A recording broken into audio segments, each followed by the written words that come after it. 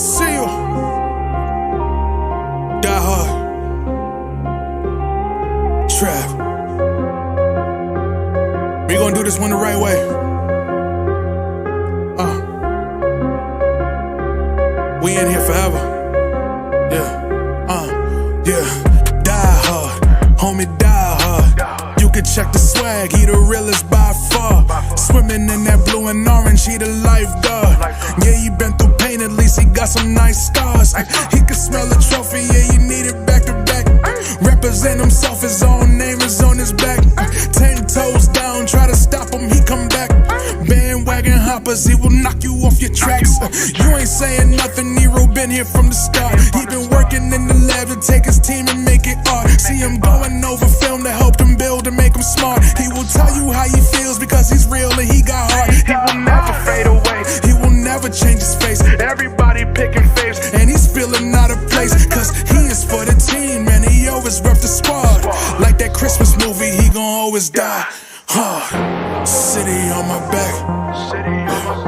They ask me what's my name and it's on my back. I'm just speaking facts. We got big dreams, we ain't looking back. We be really die hard, yeah, that's a fact. We be really die hard, ain't no going back. Make the whole crowd rise like a thermostat. Fourth quarter, I'm the killer that's gonna murder that. Bang, bang. What's good, guys? Welcome to the Knicks podcast. Back again with the watch along, man. It's been a while. I was at the Wizards game, and then surprisingly, I was at the Toronto game. So big shout out to Sim, man. Sim definitely hooked me up for that Toronto game so me and my kids can go. So that was a big thing. That was the first time me and the kids been out together in a long time. Let me close the back here just in case something happened. You know what I'm saying? Close that up. That should be fine. Close it up, man. Yeah, man. So it was the first Knicks game, man. The kids were done after that first quarter, man. The first quarter was like, Dada, what time is it? What time is it? So then I showed them on the shot clock. I showed them how the game clock works, stuff like that. So anyway, they're too little, man. 8 years old and 6. Some kids are really good at basketball and stuff like that. They really love it. At 5 years old, you can't stop them from talking about it. Shout out to Julius Randle's kid. But it is what it is, man. I wanted to do a video about that, but there was a viral video with these kids. They described them as third graders. I don't know if you guys saw that. So they're supposed to be third graders, and they're like out there acting like John Morant and those guys, flexing, chirping, talking stuff. It's one thing because I enjoy when kids are playing, you want them to have fun. So doing the arrows is fine. You know what I'm saying? Doing the threes is fine and that type of thing. Maybe even doing a little bit of dance and stuff, but just the manner in which they were doing it in this particular video, they were like really, really disgusting to me. And all these grown-ups around and nobody's checking them. That's a big problem, man. So I mean, people throw out on Twitter, right? Everybody goes to Twitter. So people on Twitter, you read the comments and people are like, we're okaying it. So I don't get it, man. My kids are well behaved, you know what I'm saying? So when I show up to events, my kids are always behave. I never have to tell them nothing. I gotta yell at them more in the house than anything. But when we're outside, they go into whatever you teach them. Shout out to the family that was behind us. We were in section 225. We were in row 10. So shout out to the family behind us in row 11. They had kids, man. They were kicking the shit out of us from behind, man. Bang, bang, bang, kicking the chair, and I didn't even hear the mother or the father once tell the kids to stop. Like straight kicking the chair, bang, bang, bang. I mean, it was like I didn't want to turn around because it's Martin Luther King Day, and I didn't want to start a because I wanted to turn around and say something because my kids are sitting right next to me, well behaved, not kicking the people in front of them.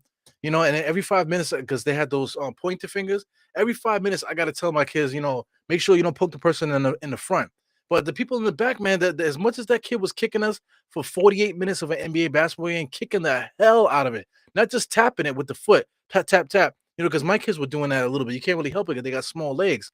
This kid was straight kicking, stomping, bow, bow, bow, bow, the freaking thing, man. So it's like, man, these parents don't tell their kids nothing no more. And then now, like just to add that to what I was saying about these kids playing basketball, is that there's no adult supervision. There's no adults dropping gems on the kids. Say, listen, man, we don't do that, or even the refs. They call something, call a technical foul or something. to make the kids stop. You have to respect the game, man. So right off the bat, it looks like that we're gonna be behind here. Oh, okay, so we're not behind it. We're just showing Chris Stapps in the warm-ups there. So it looks like the Wizards are wearing a, pink uniform, pink and blue. It's kind of weird to see that color pattern, but it looks good. Can't front. It looks pretty good. So I don't know what they're representing, but it's definitely pretty cool.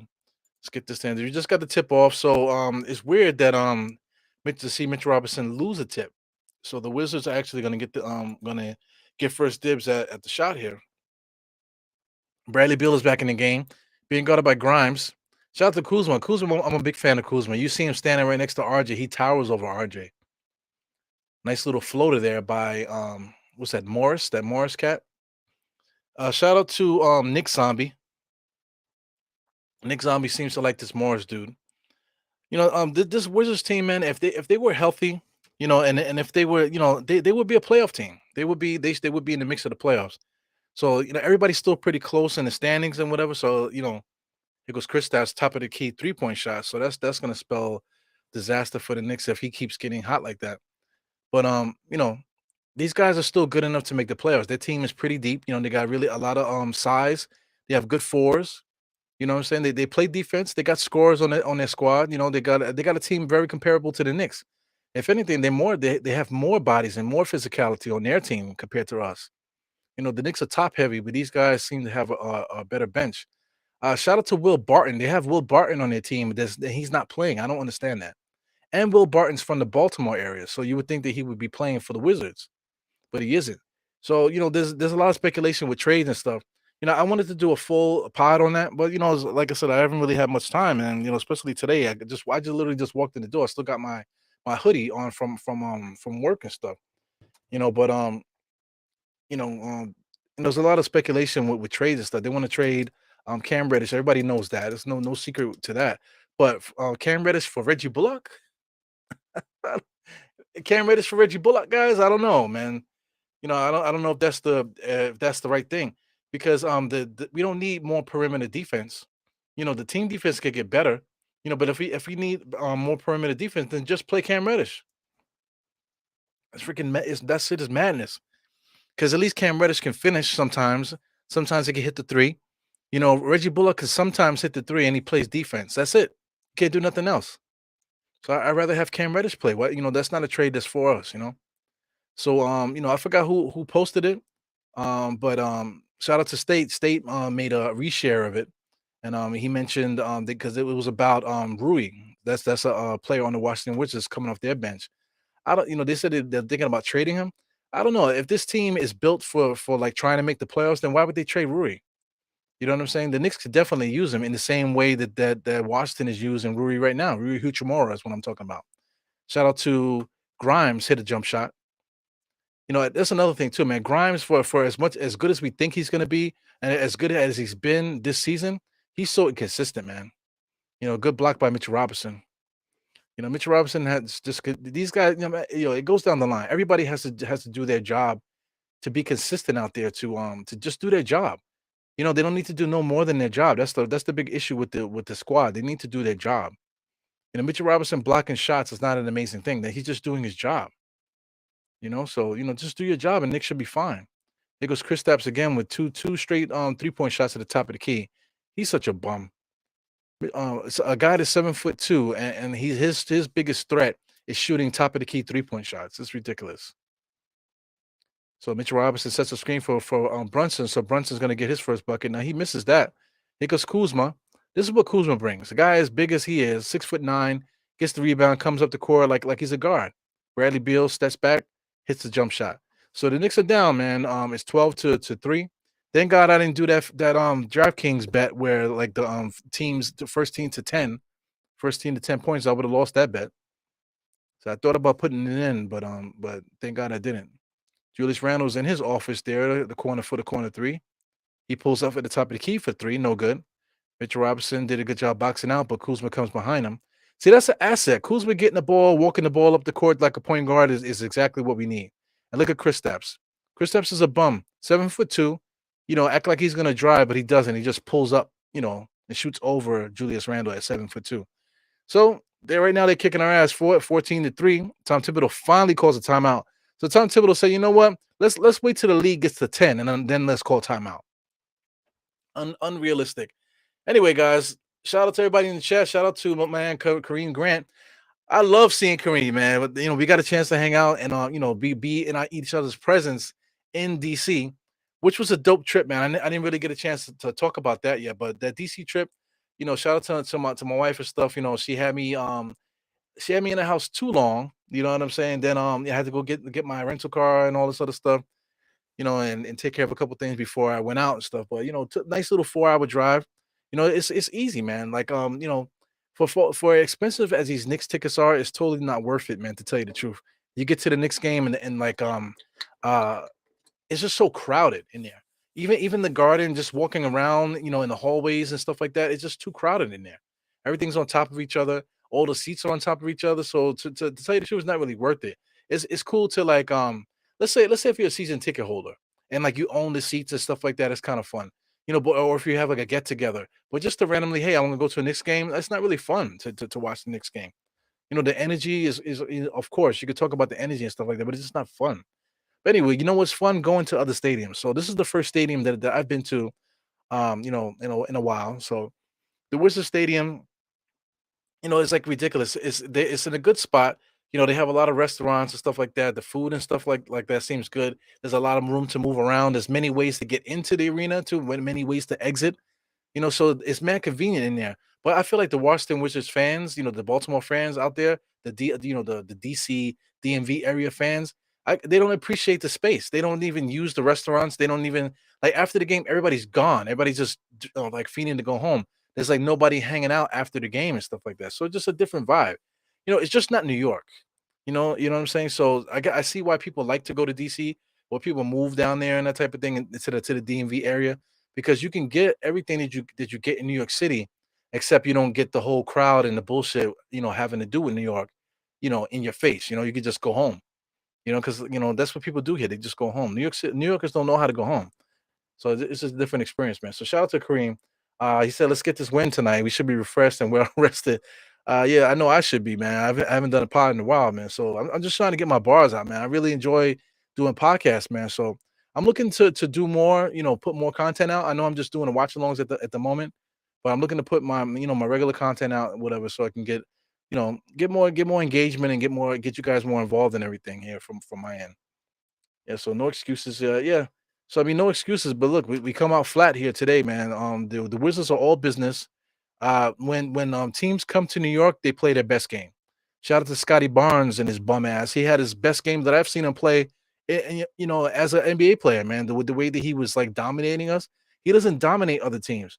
I think they played Atlanta or something like that. They played Atlanta, got smoked. You know what I'm saying? I think like he played a game right after the Knicks lost, and he had a horrible game. So I mean, players just step up their game once they step into New York. Because it's the big stage. For people to say, "Oh, the Mecca's dead" and stuff like, no, it's not. Because these NBA players get hyped to play in New York. Shout out to Morris here. Morris hits another 3-point shot. So I mean, these guys are out here playing like they do that. They don't do it. Because they get smoked by mediocre teams. That Atlanta team is mediocre. And it is what it is, man. So I mean, Julius Randle right now going 1-on-1 against Kristaps is not a good look. It's just too tall. So the Knicks are not playing smart.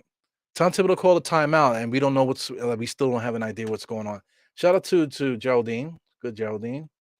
Shout out to Rob Bracy, my man. Rob Bracy was at the game. I missed him, man. But next time I go to a game, I'm gonna announce it. So I think my next game will be I'm actually going to the Brooklyn Nets game on March 1st. So if anybody's going to that Brooklyn Nets game or will be in the area outside hanging out or whatever, let me know. I'll be out there. So just keep that on your calendars. March 1st. I heard Knicks will be in MSG. I'm gonna be hanging out with the Knicks Germany crew. So they're gonna be coming from Europe, hanging out. Here goes Brunson. Brunson misses a shot. Mitch Robinson gets an offensive rebound. Brunson kicks it out to Julius. Julius should have shot that. He pulls up now. He misses that. He should have just shot it in rhythm. Mitchell Robinson tried to pretend that he got hit from behind, pause, but the referees didn't buy that. He goes Kuzma shooting right over RG like he's not there because he's 6'9".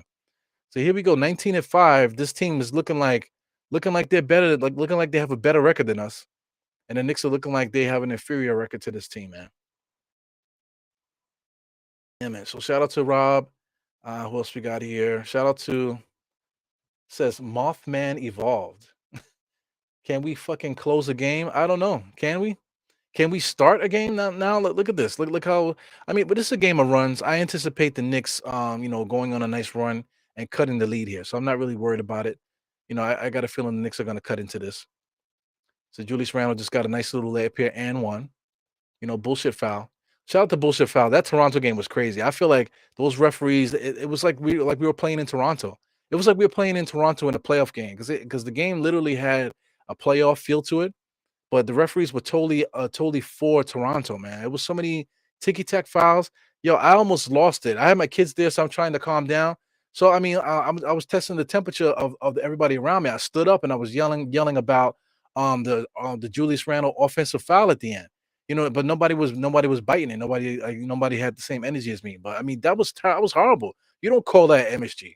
The guys are fighting at the last second of the game, fighting for the loose ball and or whatever, and you're gonna call a loose ball foul and give the team free throws? That was horrible.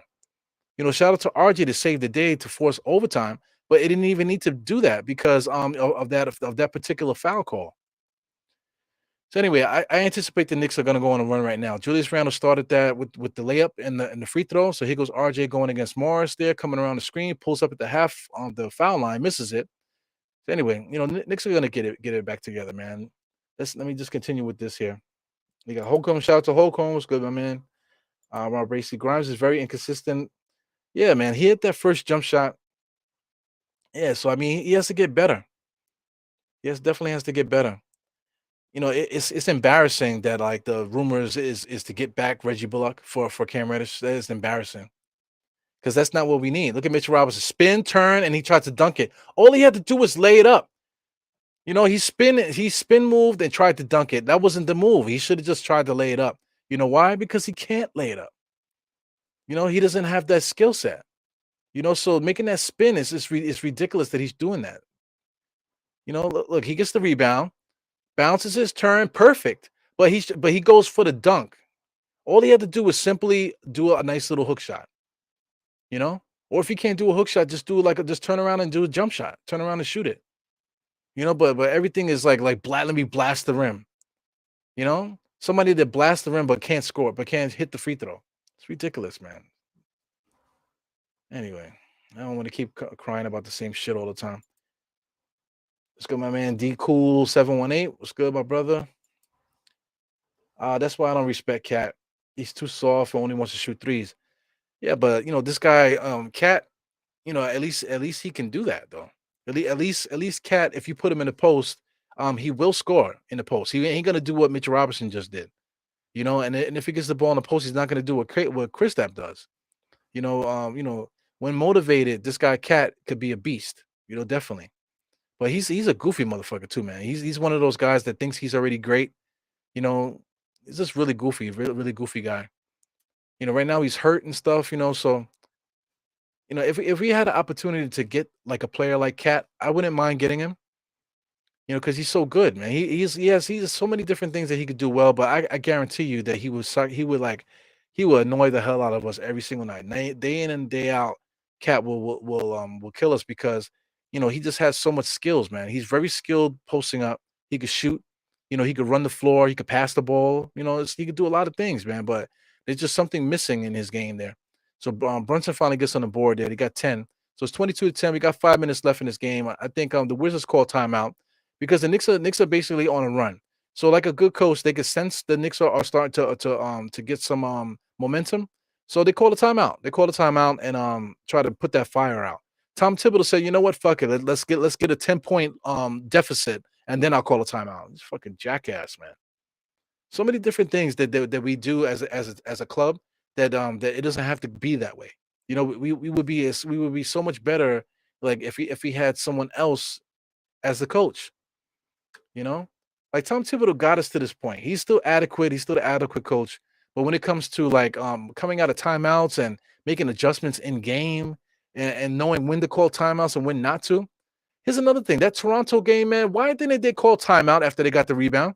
We had a timeout left. It was like 4 seconds left on the clock. Why not call a timeout? They decided to run the clock and just put up a desperation shot, they should have called timeout and ran a play. It's ridiculous, man. There's so many different ridiculous things. But the thing about it, once we lost, everybody just left. It was crazy. Like as soon as we lost, everybody stood up and started walking out. Like there was no banter. Shout out to NBA MBK, man. MBK, there was no banter. Like I mean, Steph was there, Tony was there, a couple other people was there too, man. But like, it was really no banter. Everybody was just like ready to get the hell out of there. But it's all right, man. That's the thing about going to Knicks games. It's like, it's not the same thing.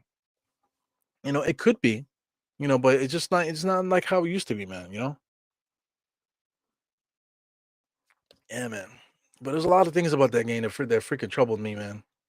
And then when you watch them live, you really see the guys playing hard, man. That's one thing. The Knicks are playing hard, and like there's nobody on the court that's not playing hard. But it's just that we don't have no superstars, and we don't have those guys like other teams, like Bradley Beal. Bradley Beal's gonna make bad shots and that type of thing. Shout out to all these guys that are quote unquote superstars or stars of the league. These guys make bad shots. So when the game is on the line, all you got to do is let them do their thing. Tom Thibodeau tries to let Julius and Brunson do that, but Brunson could do it a little bit, but I don't know, man. It's like I'm nitpicking and stuff like that, but we just don't have that team. And he coaches that way. Like we have that type of team. But we have to be more aware of the moments. We have to be more smarter. Tom Thibodeau has to really coach the team. He has to really manage the team in order for us to squeeze these wins out because we just don't have that team where we can rely on star players to get us wins. We just don't have that. We have to be perfect almost. Yeah, man. That's the Wizards arena. He's talking about the Wizards arena. This is Korean Grant. Yeah, a lot very spacious. The seats, we could spread eagle. I was spread eagle and chilling, at the Washington game. So it was dope, man. Definitely.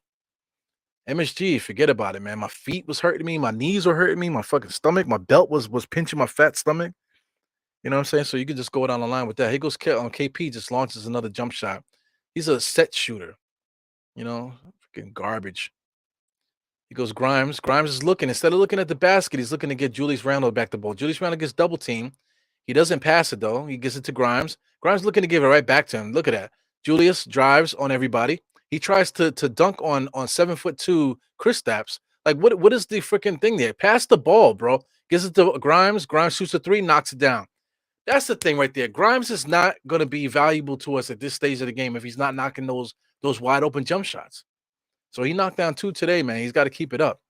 Wide open jump shots. There's no excuse to miss those, man. So I don't know what they're calling it. They're calling illegal defense already. No, I think number 14 is one of those. Matter of fact, I think the whole crew is the same crew from the last game.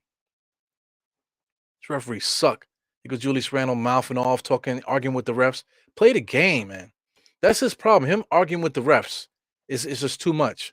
Just play the game. He's out the game. Too busy arguing with the referees. Now I'm looking at Huchimura is in the corner there.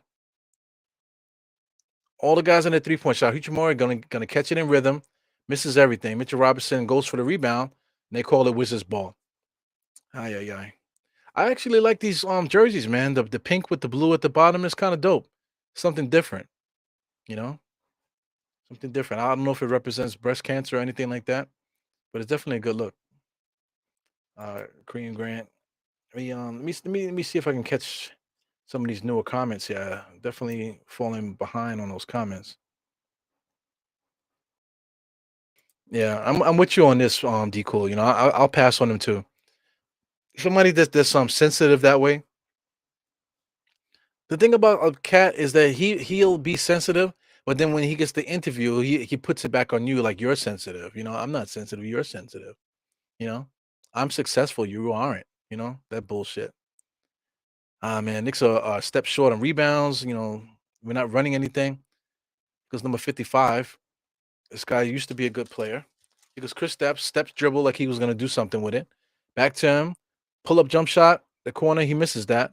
Another long rebound. Chris Stapps gets it again, kicks it out to Huchimura. Huchimura side steps on Randall, pulls up mid range, no good. Wow. So what was the call here? So they call a loose ball foul on the Knicks.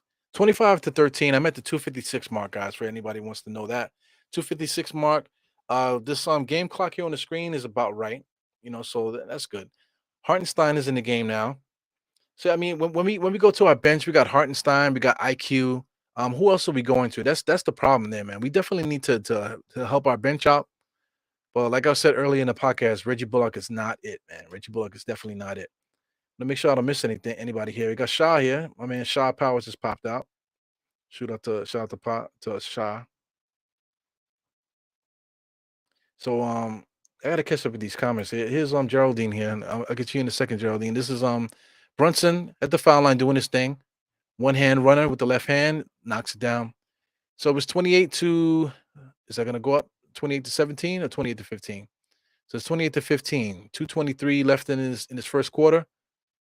Number 55 is being guarded by Quickly. Quickly just got picked. Great pick there by Taj Gibson. Taj Gibson seals off. Quickly spins, makes a nice shot, but he misses it, man. He goes IQ. IQ is looking to get to the basket there. But the thing about IQ, he looked to get the foul. He got the foul, and then he just throws up a shot. That irks me about IQ too, because when he tries to go for the foul, he has no intention. He has no intention of trying to make the shot. You know, yeah, that's a big problem with IQ. He tries to draw the foul, but he has no intention of attempting to make a shot. He's got to be aggressive and try to make the shot, not just try to get the foul here. Let me get the score here. Get the score and the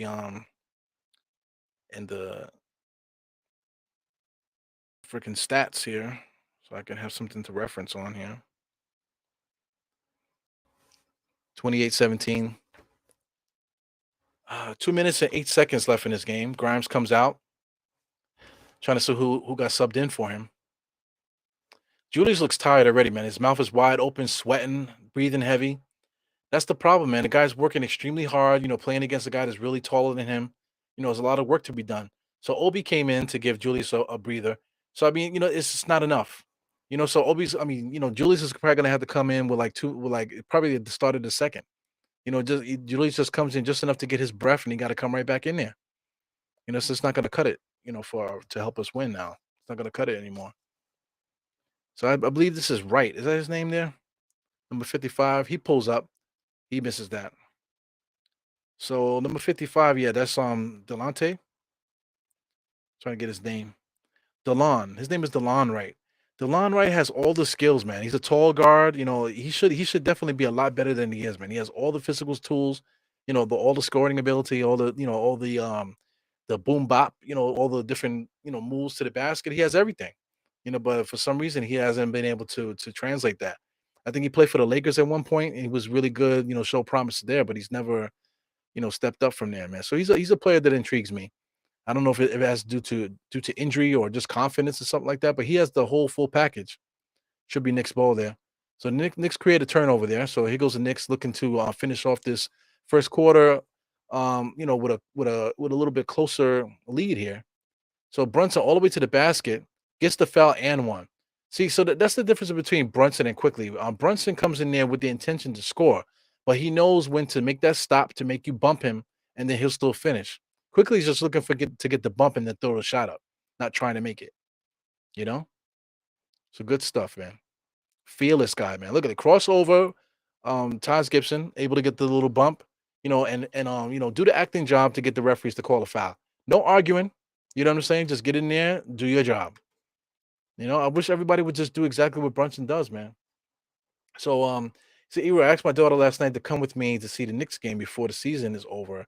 I can't wait. All right, so which game we talking about? Because you live down in the Charlotte area. So listen, I would like to go to Charlotte, man. I would love to go to Charlotte. But if I do Charlotte, my wife, I don't know if my wife is gonna let me go to Charlotte by myself, man. She's gonna want to go because she wants to see Charlotte. So that's something that's we're probably gonna have to make a family trip out of it. So we'll see. If not, I'll go by myself. My wife knows what it is. But it is kind of real because she wanted to go to DC with the kids, but I mean we can't take the kids out of school. That's the big dilemma with that. But this is more a little bit more than a hobby for me, man. Being a Knicks fan here, going to these games and stuff. So definitely, man, going to the Charlotte, man, I really look forward to that. If you go to Charlotte, we definitely have that meetup, man. It's gonna be epic, man. There's quite a few people down there. Of course, Uncle Fulio. I'm glad I met Uncle Fulio. You got Freezy's down there. I've met Jay Boogie a few times now. So definitely dope meeting Knicks fans out there. Kyle Kuzma just launches it, man. See, the Knicks don't have a guy like that. Just a guy with that type of confidence. RJ has that. RJ has that ability, but just not that on the level of Kuzma, man. Kuzma just has like that better. He just has that knock. That he just has that thing about him. You know, as IQ just makes a nice shot. So the Knicks all around, the guys are doing a really good job of making that drive, dribble, stop, and then turn around and shooting. All of the Knicks players had to have that this year. They did not have it last year. So shout out to Brunson for helping develop that shot. Because as soon as Brunson came in here, like through in this season, everybody has developed that move. So right now it's 35-22. Not really good for the Knicks in the first quarter here. We got 12 seconds. We're going to try to get the last shot here. Hartenstein fakes it, gives it back to Brunson. We got 8 seconds on the shot clock, on the game clock. 4 seconds, just dribbling around everywhere. Quickly, he's going to have to get the shot up. Shoots the 3-point shot off balance, no good. So what? With this, a horrible start to the game, 35-22. We're at home. The Knicks can never get themselves together at home. It's embarrassing at this point. You know what I'm saying? We should be a lot better than this. But I blame for right off the bat. I blame Tom Thibodeau for allowing the lead to get to 10 before calling a timeout. In contrast, the coach of the Washington Wizards, as soon as we made a basket, and it looked like the Knicks had an energy, they called a timeout to kill you got to kill the buzz, not let your team drown. Oh, let me see if my team is going to get themselves out of it. No, you have to watch the game. You have to watch the body language and everything. From our television screens, we can see that something's going on. So if you're on the court and you can't tell, that it's very frustrating. Very frustrating. Yeah, man. So like I said, if we go down to Charlotte, man, I definitely, I can't wait to go down there. So I always wanted to go to Charlotte, man. So like I said, we're trying to make a thing out of it. Make it like a four, depending on when they play. Make it into an event where we stay down there a couple days and really just enjoy the city and stuff. Yeah, man. I gotta catch up with this chat here. Too far behind. So I see some names here. We got Deron Wade here. Shout out to Deron Wade. Knicks are tired. Tired from what, man? Ain't that frustrating? Cool. Yeah, man. What did they tire from? You know who's tired? I'm fucking tired. Like I said, everybody knows. I say it every podcast. I basically work 12 hours a day, yo. 12 hours a day, and then I come on here and I do a podcast for 2 hours. As soon as I walk in the door, I'm doing a watch along with you guys. You know what I'm saying? So if anybody's tired, I'm tired. And I went to the gym this morning. You know what I'm saying? So you want to talk about tired? Somebody burning the can on both ends. These NBA players, they have the whole day to do of it, whatever they do, and they play a game that's say maybe like 2 hours game. 48-minute basketball game. Like, come on. These guys are professionals. They play basketball all the time. They have a level of stamina that we can never dream of because these guys are constantly playing. They're constantly playing a sport for a living. You know what I'm saying? So, these guys are in impeccable shape. So for them not to be sharp and for them not to be ready and for them not to, for them to be tired, it's impossible. It's impossible for them to be like that. I blame Tom Thibodeau too because we're not playing our bench. We're not utilizing our bench properly. I blame Leon Rose for not getting Tom Thibodeau the players that he needs. You know, there's a lot of stuff going on with that, man. It goes Kareem. Shout out to Kareem. I wish Obi would give us something tonight. Y'all, man. I wish too. We were talking about that when we were hanging out. Obi Toppin at the moment is just a 3-point shooter. Against Toronto, he had a breakaway dunk, right? But the reason why he had a breakaway dunk is that we were watching the game. Obi Toppin was literally standing at the half court line where everybody's fighting for the rebound. I think who threw the pass out? I think it was IQ because IQ was if I'm not mistaken, I can't remember who threw the outlet, but the whole team is down there fighting for the rebound while Obi Toppin standing at the half court line. Obi Toppin should be the one fighting, and the guards are the ones that should be at the half court line. You know what I'm saying? The guards are the ones that should be trying to get the long rebounds, that type of thing. And the big men are supposed to be inside rebounding. So how can we win any rebounding battle truthfully, especially when the game is on the line, when our rebounders like Obi are standing on the perimeter, not even trying to rebound. You know what I'm saying? So there's a long commercial break here. So I'm definitely lagging. That's what's going on. Lagging big time. So we already started the second quarter. We're already 2 minutes, almost 2 minutes in the second quarter, and I'm lagging big time, guys. So let's see if we can get this thing going here. The internet might be acting up on me today. Yeah, but yeah, definitely Obi. Like if you want to talk about trades, like that Bullock situation, man. That rumor. I know it's a rumor. But that Bullock rumor is not it, man. Like they said that Rui Hachimura might be available. I doubt that. But obviously Drake Crowd is available. Obviously. There's another guy too. Another player here. Let me get this name correct here. Another player. He plays for the Clippers.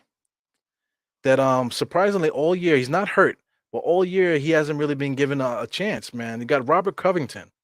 Robert Covington is up in age now. He's like 32. 32 is, he's up in age now. He's at the age where he's not going to be a starter anymore. He'll be like an off the bench kind of guy. But he's still Robert Covington. But I mean, this year, this season, he's been down with in minutes and stuff. The last game he played 7 minutes. But recently because they needed him due to injury and stuff like that, he's been playing like 25 minutes per game, and he's given them the guys decent play. He's always been a really good steals guy, always a good rebounding guy for his size. He could shoot the three, and then scoring wise too, he could still put the ball in the basket. About 10 points a game. He give you 9, 10 points per game off the bench in 25 minutes. So if the Clippers are not going to use Robert Covington, then we need to go for Robert Covington. People keep talking about the same people like Mook Morris. I get it. Mook Morris is somebody that automatically pops in when you're talking about goons and that type of thing. But I literally, um, you know, this guy Covington will be perfect for the Knicks. But the thing about it, Covington it would be one player, and then getting a Jay Crowder would be another player that we can get. Getting both of those guys would be essential, to help the team out, especially with quickly in the backcourt with Deuce. We can get like a Covington, at least get Covington or a Jay Crowder. Get one of those guys to back up Julius and RJ, and we'll be fine. You know what I'm saying? And then at that point, maybe we get another perimeter guy. Maybe try to upgrade the center position. With the Hartenstein there. Quite a few things that we need to do there as a team to get these Knicks better. But there's players out there, man. So we really have to comb the league. Shout out to Almighty Finesse running that joke with the OG Ananobi. Not for nothing. This dude is not healthy enough. It's going to cost us too much to get him. And plus he's not young. He's like 25, right? So he's like a little on the older side. So the potential. He's 25. He should be doing it already. You know. So he says hell no to Covington. Listen, we're talking about a bench guy. We're talking about a guy that plays defense to come off the bench. You know what I'm saying? And he's not going to cost you the same thing you're gonna get for OG. And the thing about OG too, man, we're not going to get OG to sit behind the bench to back up Julius and RJ. You know what I'm saying? If we get an OG, then we might need to start thinking about trading somebody else. The ball needs to start rolling with that. But anyway, that's all a big conversation to have there. Shout out to the two guys in the same draft there. We got Obi and my man there, the guy that I wanted. Let me see. Gotta get these names right. 10 minutes and 34 seconds left in his second half, second quarter. Let me get these names correct here. Danny Avija. Danny Avija. I wanted him. I wanted the Knicks to draft him. For nothing. If Danny was on our team, it would be a lot better because Danny is a better ball handler, better finisher as far as layups and that type of thing is concerned, better shooter, overall. You know what I'm saying? So he would be a better fit for us. He had 20 rebounds the other game. He had like 20 rebounds a couple games ago. There he goes, pulls up right in front of Obi's face, knocks it right down in his face. So I would prefer to get Danny, to be a bench guy for us. I'm bigging up the Wizards, man. The Wizards actually have on paper they have a really good team. So they potentially with Bradley Beal healthy now, they potentially could start that thing. Look at Danny splitting the defense as I'm talking about him, running full court, get the rebound, running full court, split the defense, and lays it up right down the Knicks' throat. We don't have any player that can do that. Danny Avisa just did it right in our face. Obi Toppin can't do that. If that was Obi Toppin would have lost the ball, you know, or they got a foul or something like that. He's not splitting no defense, and he's not gonna make no layup on nobody like that. Hartenstein, nice spin move. Hook shot in the lane, misses it. Knicks are a step short on these rebounds here. IQ trying to penetrate, gives it to Deuce. Deuce pulls up top of the key, 3-point shot, no good. Obi top it on the inside, can't keep a hand on the rebound. So it's a loose ball foul there. I guess it's going to be Wizards ball. Yeah, so I mean, it's ugly right now. It's 40-28. Knicks are down by 12. There's no indication that the Knicks are going to be able to come back at this point. So we're still clawing, we're still competing and stuff like that. So we'll see what happens as time goes on. So OG's a starter, so if OG starts a small forward, do we slide RJ to the two? I don't know about that. Slide RJ to the two, you know, that could work. That could work.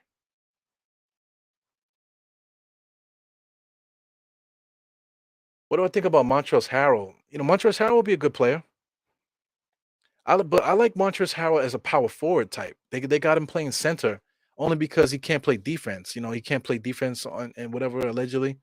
But I've seen him. He's a little bit soft on defense. He talks a little bit too much, but he has a lot of offensive game. So, getting somebody like that, especially on this roster, I think a Montrezl Harrell would help us so much more than it would help the current team that he's on. I think he's on Philly, right? So I'm just looking at just as I'm talking to you guys, just looking at some numbers and stuff like that. But it goes Danny Avija. He checking. He pulls up and knocks down the 3-point shot. So anyway, just the way that Danny plays, man, he's definitely would fit us better than Obi is fitting us right now, because at least he can create a little bit and be an active player out there. So I'm trying to find stats here from my man Harrell. So yeah, he is playing center, backup center. He played 12 minutes the last game for Philly. 3 points, 2 rebounds. Looking around, he got one block shot. So he only played like 12 minutes, so but it's kind of a disrespect a little bit, because if you look at his career, I'm looking at his career stats now. A guy like Harrell, he's only, how old is he? 28 years old, so he's still pretty young. Looking at his career stats, he's scored 18 points per game one year, 16, 13, 14. So he can score.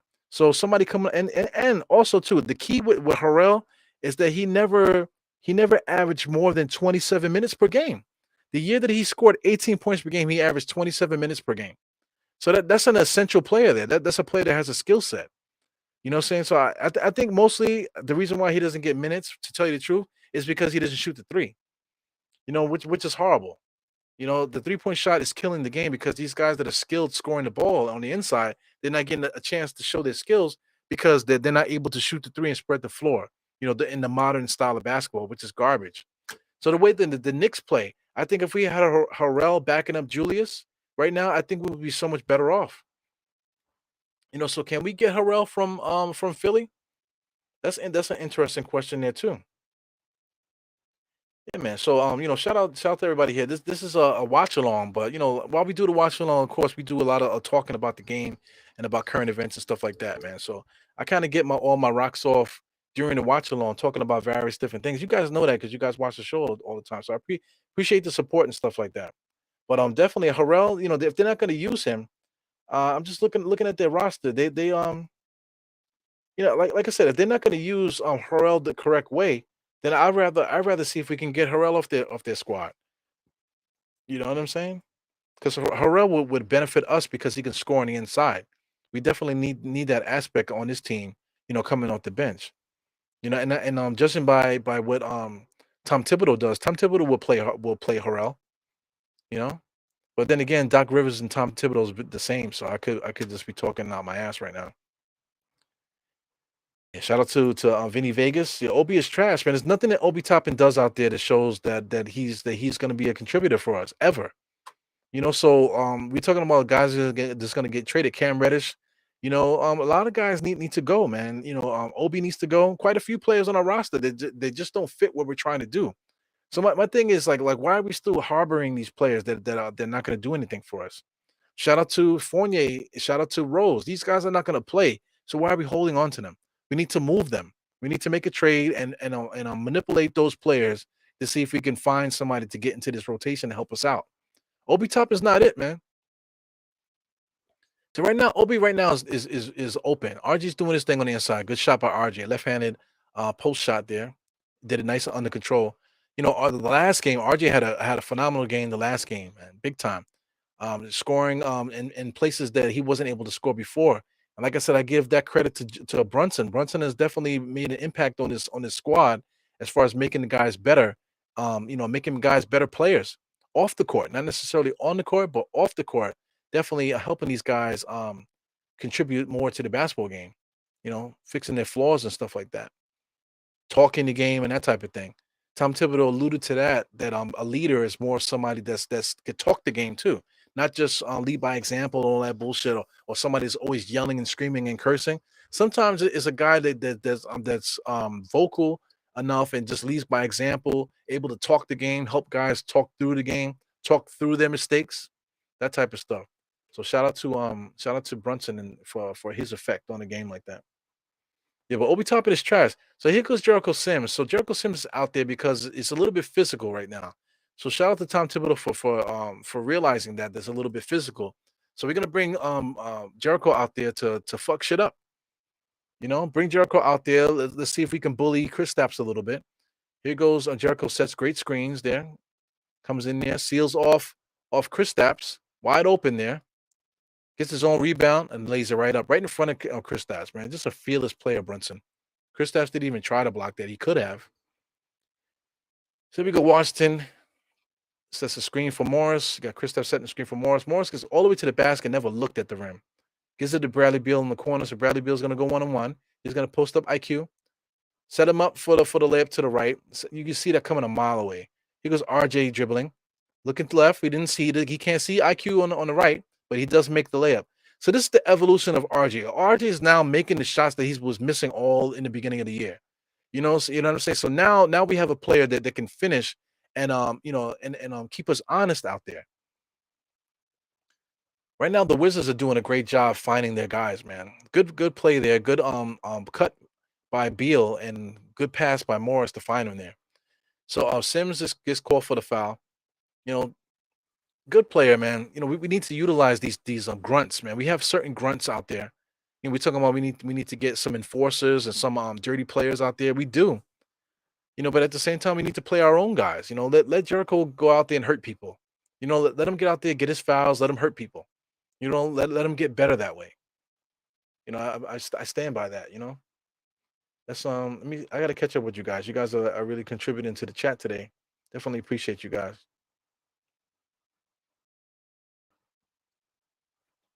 And I gotta catch up here. Let me see. Harlem CEO, what's good, my man? Harlem CEO. Uh Hard don't shoot the ball. He just pushes it up the air. Somebody's so big and stuff like that, and he's doing teardrops. Can't even call it a teardrop. Like you said, it's just like a hand pushing shots. Shout out to Jericho Sims, just pushed Chris Stapps to the ground there. He's so damn strong. He just pushed Chris Stapps down like he was in nothing. But the thing about it, to me, even though that those are like plays that are hurting the team a little bit, causing turnovers, Chris Stapps got to worry about Jericho doing that. So that's going to set a mental block for Chris Stapps. Chris Stapps not going to get the ball. So he remembered Jericho whacking him just now. So he kicks it back out to Roy Hachimura. So those are little things you got to put a deposit on your defense there. Chris Stapps knows how strong Jericho is. So like he wasn't confident to get the shot up. But look at Hachimura, fucking bitch. And then Julius blows the layup there because he's too busy like trying to showboat. He goes, wow, man. So Danny Avija is definitely bringing something to the game here. Him driving on the lane, his ability to pass and dribble, create and stuff like that is definitely helping the squad out. He was able to give Kristaps a nice easy bucket. So he goes Brunson all the way into the paint, spins around, looking. He gets the ball slapped out just by Avija. Avija slapped the ball loose again. So here goes Morris. Morris is pretty good. Morris gives it to Kristaps, over to Beal. Beal's going to create, give it back to Kristaps, over to Morris, over to Hachimura for the three, no good. Grimes with the rebound. Got to push the ball. 5 minutes left in the second quarter. Grimes gives it to Brunson. Brunson over to IQ. IQ just stutter step dribbling. Good move there. Going against Kristaps, no good.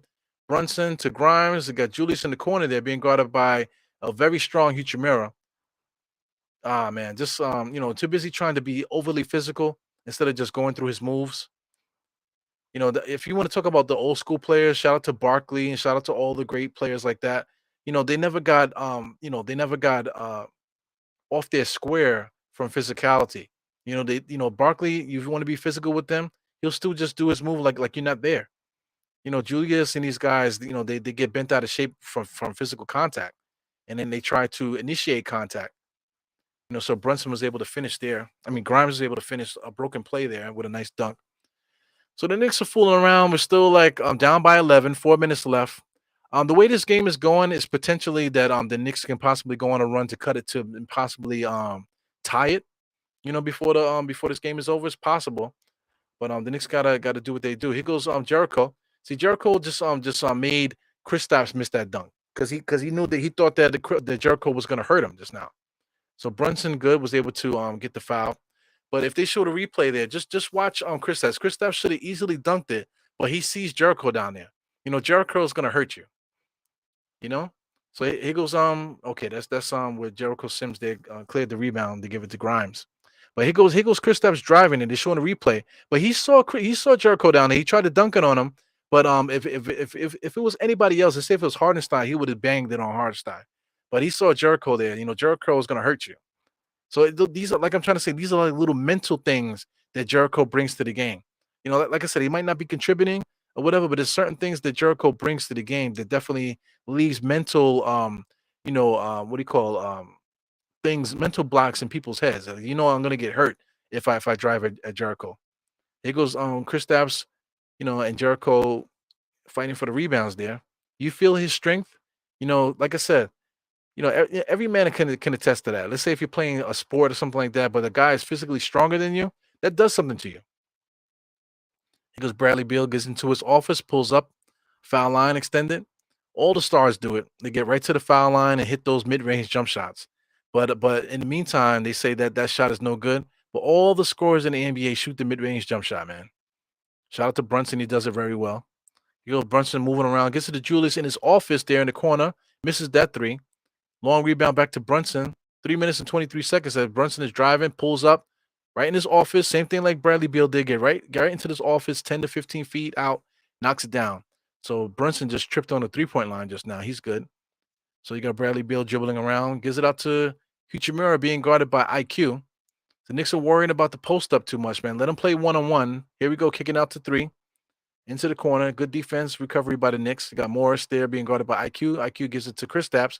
Just put your hands up. He's not going to drive. There he goes. Nice turnover. Kristaps is not going to drive. He's looking to shoot it. He goes Julius in his office there. Julius is looking to do whatever. He kicks it out to Grimes. Grimes pulls up. Grimes did not have his feet set. He just launched it before he launched that shot before his feet was set. Grimes is annoying, man. 9-point lead. Like I said, 2 minutes and 32 seconds left. The Knicks can really cut this lead down to hopefully 5 before this game is over. That would be nice. He goes Beal, swept through. So what are they calling here? Are they calling an offensive foul?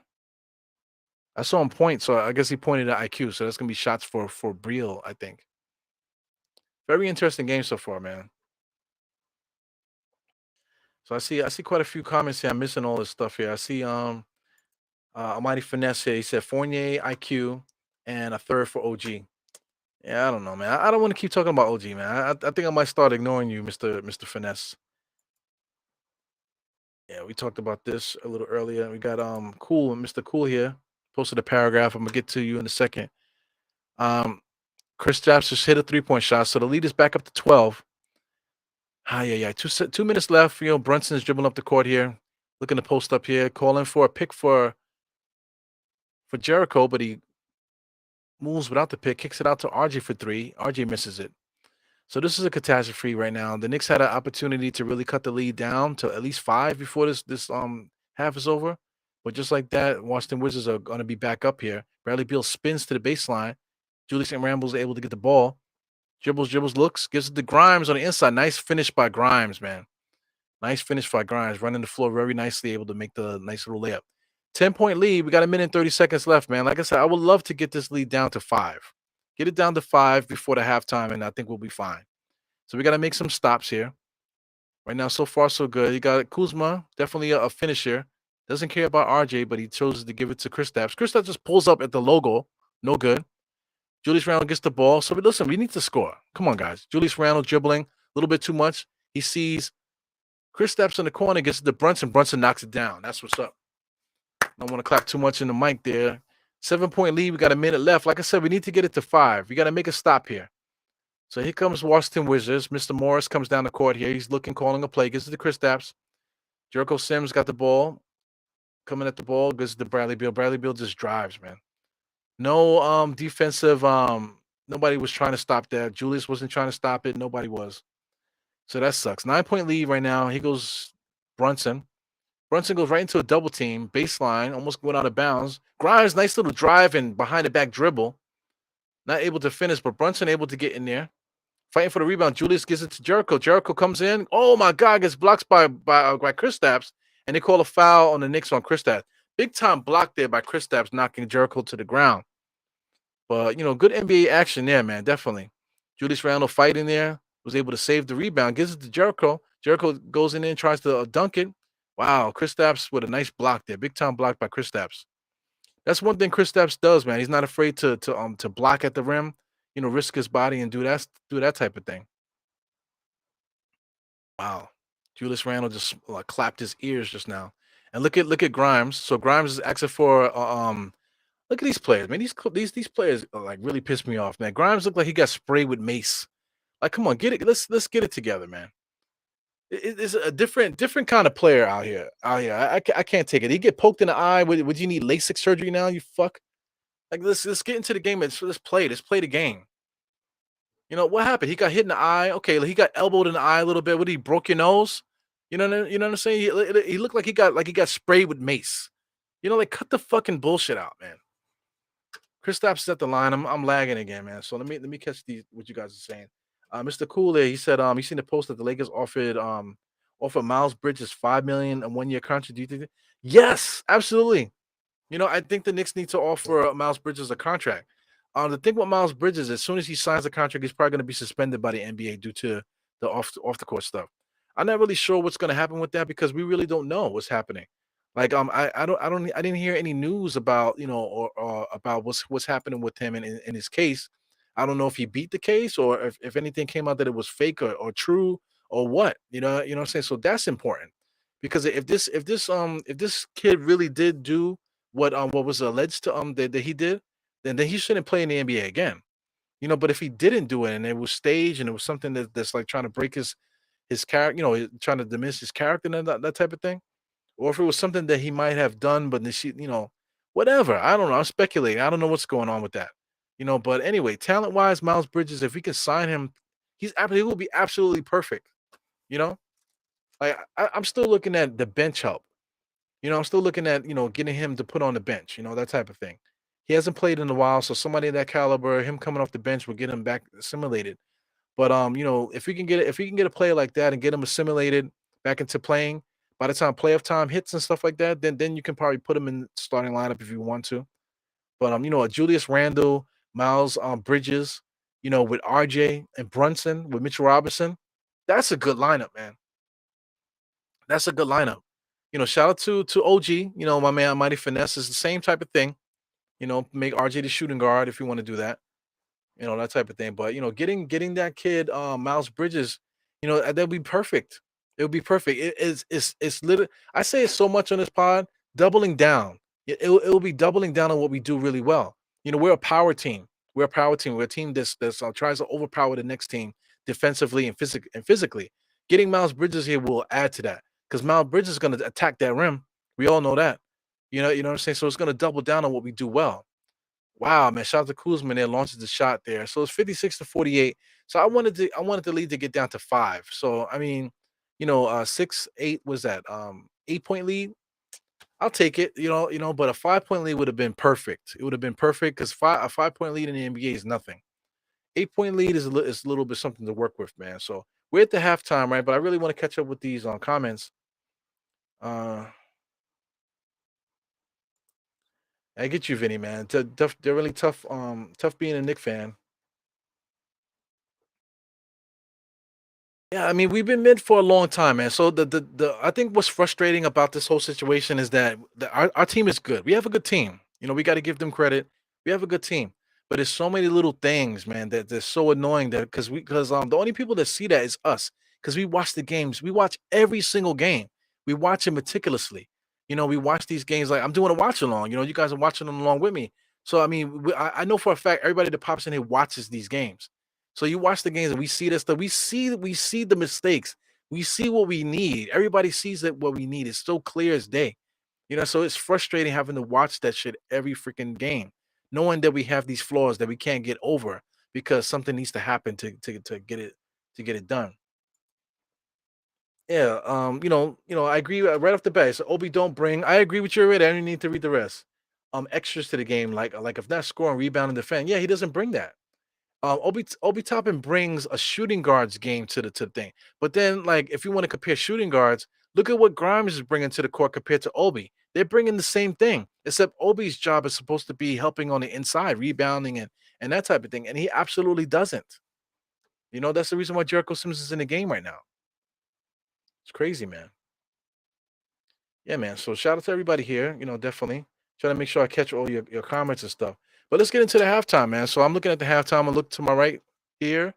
Let's get into this. Let's look at the game summaries. I always do game summaries first. Uh, that way we can check out the quarters there. The 35-22 that killed us there. 35-22. But if you look at the second quarter, the Knicks were able to bounce back 26-21. So it's just a testament to how good the Knicks are and I know what type of team the Wizards are. We're basically evenly matched all the way around. Like I said, I think they might have a little bit more talent on the bench, but overall, I think we match up very well with them. So 35-22. Chris Stapps is giving Julius a little problem out there, with his length. RJ has been doing his thing, been able to be a very steady scorer. Brunson's still able to get whatever he needs to get out there, but it's really Julius not really able to do his thing too much there. We'll look at the stats a little bit closely. So let's blow this up a little bit so we can take a look at the game charts and that type of thing. Really dive into that. Yeah, this is like my favorite part of the thing here, doing the halftime show. So looking at the shot charts here, the Wizards shot chart is on the left here. It looks very similar to what the Knicks shot chart usually is. The Knicks get a lot of shots all over the basket, excuse me, all over the court. They have a lot of missed threes here on the left hand side. So they're basically getting shots all over the place. Like I said, they're basically a carbon copy of the Knicks. The Washington Wizards. Shout out to the Knicks here. The Knicks are on the right hand side. A lot of interior stuff. So it's been a lot of up and down with the Knicks. Not really so much driving and kicking. As you can see on the corners, we only have two 3-point shots in the corners there. So the Knicks are not doing a good job of getting to the paint, kicking out, because they have a lot of size on the inside. Also, too, you can see there's a lot of points in the paint. So the Knicks have been able to drive and finish on the inside a lot. So that's also contributing to the fact that we're not getting a lot of corner threes because we're scoring on the inside a lot. We're missing a lot of threes up top. Most of the time when you get threes up top is because fast break. The Knicks have been pushing the pace and stuff. So I'm correct with that because the Knicks put up 49 shots to 44. So the Knicks are getting more shots on ball. So the Knicks are pushing the pace a little bit. Also too, the Washington Wizards are doing a good job of stopping us from kicking out. They just like stopping us. So the only place that we can kick out is back to the top of the key. So that the shot chart says that as well. So a good game so far, man. I can't really complain yet. We definitely want to win this game. 15-point lead for the Wizards. They've, this just shows that they just dominated us the entire game. That third quarter, excuse me, that first quarter is the big problem there when Tom Thibodeau allowed the lead to get all the way up to 10 before he decided to it was like 12 before he decided to call a timeout. Freaking jackass. So anyway, the Knicks were in a hole, so we're going to be coming out of it all game. Third quarter is going to be key because third quarter is always like the third quarter of death for us. So hopefully we don't have the third quarter of death when we can come in there and actually play a decent second half of this game. 31 rebounds to 27. Knicks always beat teams in rebounding. Assists wise, our assists are always down compared to other teams, 7 to 15 for the Wizards. Steals and blocks about even. You know what I'm saying? 5 to 4, 3 to 5. Whatever. Turnovers, the Knicks always never turn the ball over. Same thing with the Wizards, man. You can see 5 to 7. Like I said, we're carbon copies of each other. We shot 38% from the field, so we definitely got to clean that up. Most of that has to do with the size that they have. Julius Randle. I want to get to see what his shooting percentage is, man. But KP's doing something to Julius, not able to get him free. But like I said, we'll deep dive into that. The Knicks are shooting 18% from three. You can see in the shot chart how many shots we missed here, especially at the top of the key. Look at all those 3-point shots we missed. It's unbelievable, man. So we're shooting 18% from the 3-point line. And the free throw line too, man, 58%. We got to clean that up. So as far as the three key points of the game, we got points in the paint. Knicks are dominating them, 32-16 in points in the paint. Second chance points were also dominating, 14-9, and fast break points. The Washington Wizards have 7-2.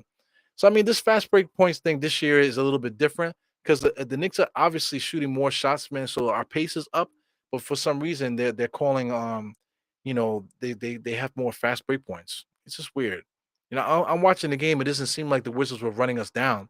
Well, I guess Danny Avija did have a couple plays where he drove, was able to go full court and that type of thing. So I guess this might be correct. But 7-2 fast break points, is key right there. So the Knicks are leading two categories. So I say if the Knicks could at least win two, we have a good chance of winning this game. So I think the Knicks gonna win. I want to check out this box score. I'm really anxious to see what Julius Randle's stats are. Julius Randle, I'm looking at him. This is going to jump in a second, as you guys know. 2 for 9 from the field, 0 for 3 from the 3 point line, from the free throw line, 2 for 3, 10 rebounds, 3 assists. He's doing his thing, but he's just not scoring like he normally does. So yeah, 6 points. Like I said, definitely being bothered by Kristaps' height out there. Mitchell Robinson is a trash can. I don't care what you guys say. I don't care what anybody says. Mitch Robinson is fucking trash. Nine minutes, against a decent team. He does have 10 points, 1 assist, 1 rebound.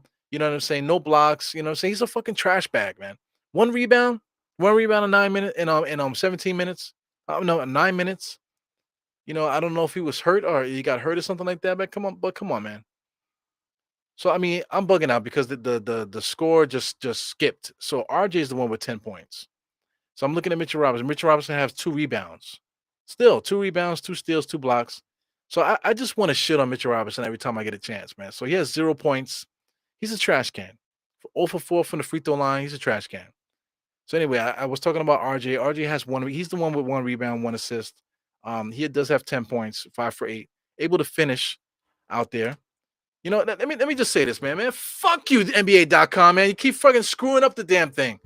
Shout out to Sim. I was on Sim's show a couple days ago when we were in DC. I got a chance to do a show in his studio, and NBA.com almost screwed up the whole podcast. Trying to us trying to get some points out, man. So NBA.com, man, get your shit together, man. You're screwing up people's podcasts. We're going to the source to get the information, and the shit is never correct. We always have to deal with all these bugs and stuff like that. Come on, man, get it together. So shout out to Jalen Brunson. He's our workhorse, 16 points right now.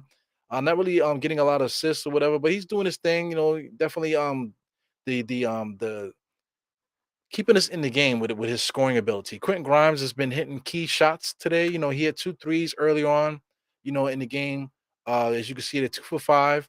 He had 2 layups that were really good. So that's the 4 for 8 right there. So he has 10 points. He's doing what he can do. Quickly, he's been doing what he can do. Hartenstein, same thing. Toppin is you want to talk about trash bag? Obi Toppin is a trash bag. Look at that. 6 minutes. He got 2 rebounds, but those 2 rebounds not like he jumped in there and got a key rebound or do anything. He's just not contributing.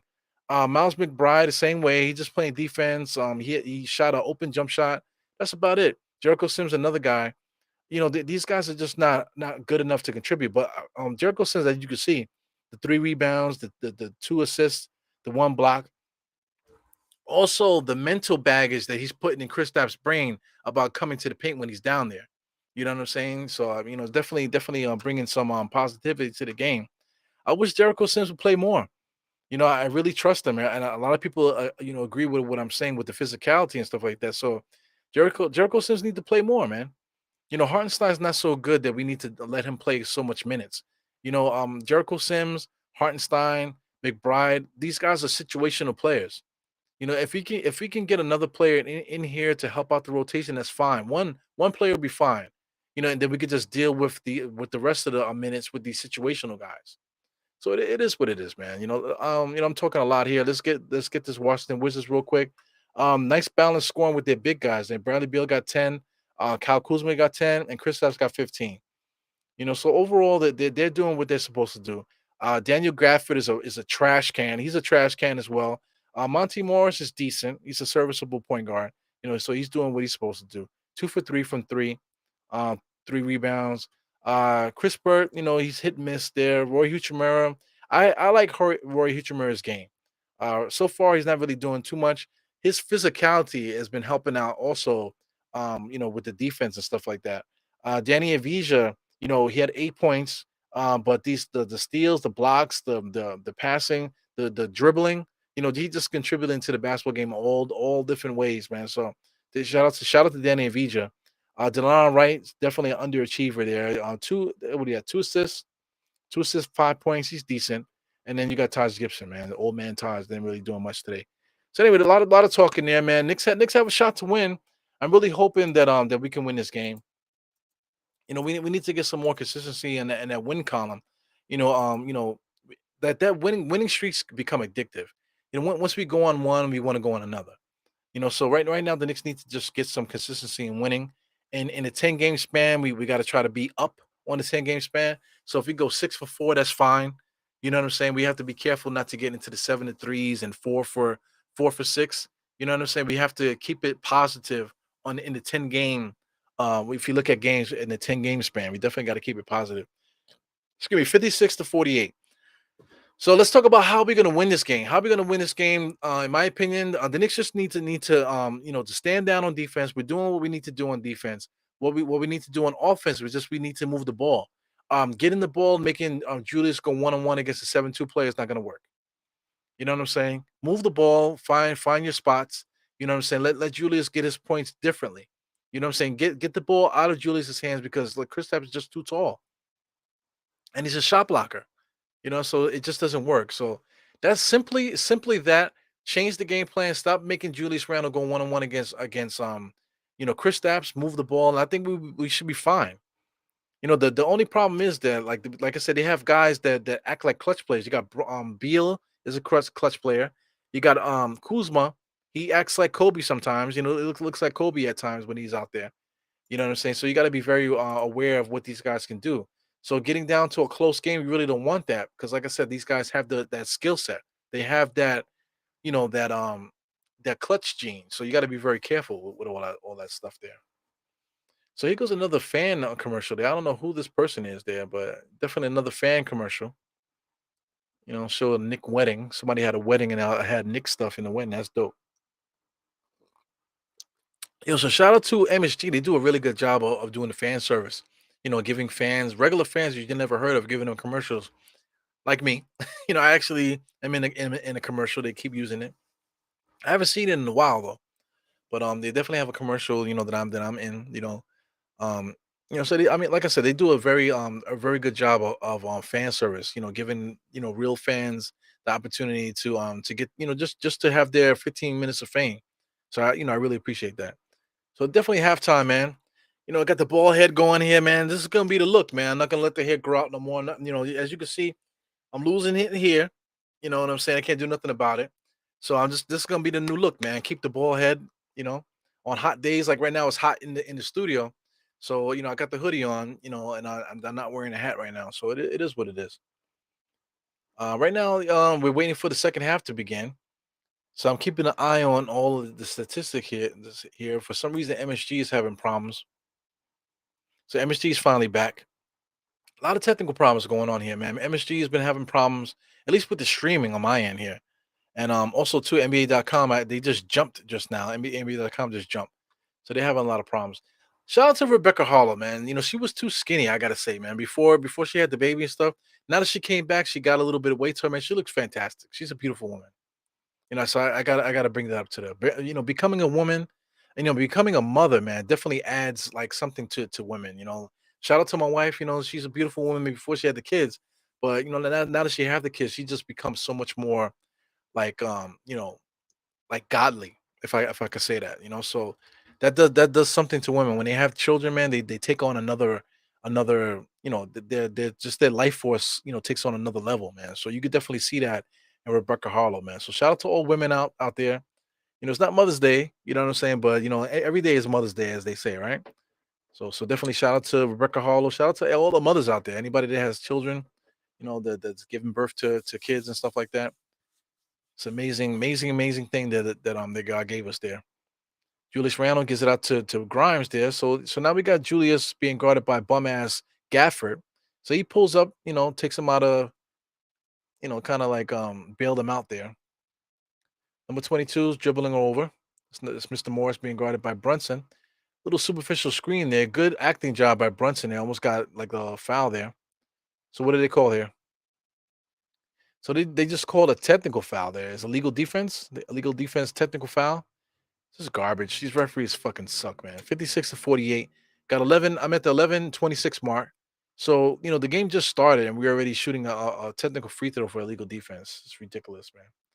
Yeah, man. Shout out to all those words I was saying just now, man, while you guys were paying attention.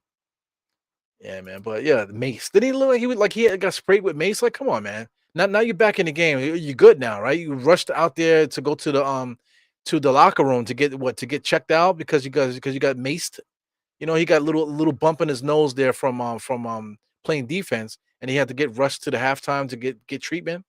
These fucking NBA players are fucking I mean, this generation in general, man, it's just ridiculous. You know? Yeah, shout out to Pudge, man. Bring KP back. I'm down with that. As you can see, KP does bring something that we need. The block shots and stuff like that. Real very good intimidator on the inside. And he does shoot that open three, man. 3 and D. Chris Steph is definitely a good player there. So I mean, like I said, this Washington Wizards squad should be a lot better, man. They got Kuzma there, they got Beal, they got KP. They have adequate role players and stuff. So they should be better, man. They should be a lot better. I'm not a fan of them, but I can see them. I see them. They could be so much better. So Mitch is literally hurt. So I see Hartenstein out there starting the second half. So I mean, what happened, man? Like, I saw Mitch Robinson get hurt. He was complaining a little bit. So now he's just out. See, and that tells you right there that freaking guy's trash. He's a trash can. Like we can't rely on him. He's fucking soft for somebody that's known for being physical, being a good defender, rebounding that type of thing, dunking and all that. You know what I'm saying. For being that type of player, I've never seen a player so soft. Motherfucker is so soft and he's so stupid too. He's not, I mean, stupid saying stupid is not a good thing, but his basketball IQ is low, man. He has a low freaking basketball IQ. His work ethic, what I'm saying is it's not in the right direction. So here we go, 61 to 48. We got to call a timeout already. 10 minutes and 37 seconds. It looks like the Washington Wizards want to blow us out, right? It looks like the Knicks want them to blow us out. So this sucks, man. Losing to the Wizards like this. We beat them at home, and then now they're gonna beat us at home. Still plenty of time in this game. The Knicks can come back to win, man. But this is just terrible. MSG getting smoked out by the Wizards. Even though I'm giving them a lot of credit, you know what I'm saying? We're getting smoked out by this team. It's embarrassing, man. Here goes Deron Wayne. So Bridges is a restricted free agent, and Charlotte can match. Plus, when he signs the contract, he will be subject to NBA discipline. Yeah, I did say that discipline stuff. So, but I'm not really too sure about the restricted free agent stuff there.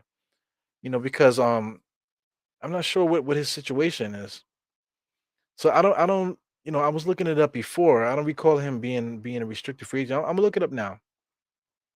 Well, I mean, since we're here, let's do that. Let me pull this up on over here. So I'm just gonna go to basketballreference.com, right? So we'll do Miles Bridges. So we can put it up on the screen. Miles Bridges basketball reference. Let's do that. So let's click this and let's slide it over. So Miles Bridges, let's do that right now. So you guys can you guys see that? Yeah, so I don't know what the hell's going on here. There's something going on with my service here. The internet is not so I might be lagging. If I'm lagging, guys, let me know. So let me see if I can get this rocking here. This is not rocking the way I need it to. So let's start this over. So hopefully I'm not lagging and this the stream is messed up, but I'm definitely having technical issues over here. This just sucks. So let's get the window going here. So let's get the window. All right. So this should be fine here. This should be rocking there. So this is the Miles Bridges here.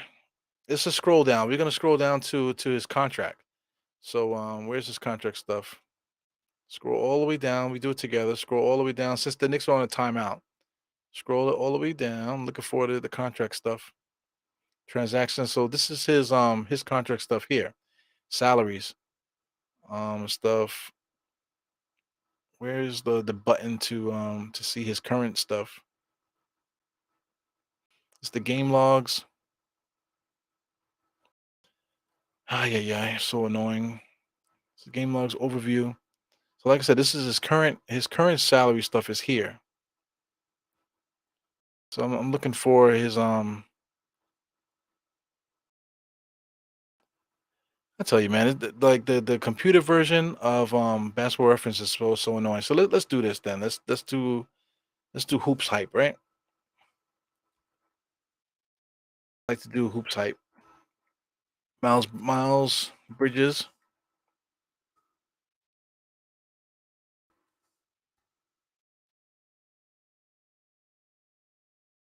hoops hype salary. As the Knicks are mixing it up here, see Julius Randle just drove, kicks it out to RJ. He's on a drive there, looking. Nobody's looking to score. RJ finally made a U-turn. He's in the paint there, spin around, turn around, jump shot, knocks it down. Yeah, man, the evolution of RJ Barrett, able to make the shots that he wasn't able to make before. So like, I'm trying to do the hoops hype salary stuff. So here we go. Miles Bridges hoops hype salary. Let's get this here. So I mean, this is his current salary here. So I'm just looking to see I don't see anything saying about it being restricted. I just think that that he might have had a qualifying offer, man. And then he accept he didn't sign the extension betting on himself. So I think he's a restricted free agent, to tell you the truth. You know, So let's get to the bottom of that, man. As Kuzma's at the foul line, he's shooting his free throws. He misses it. So 63 to 50 right now.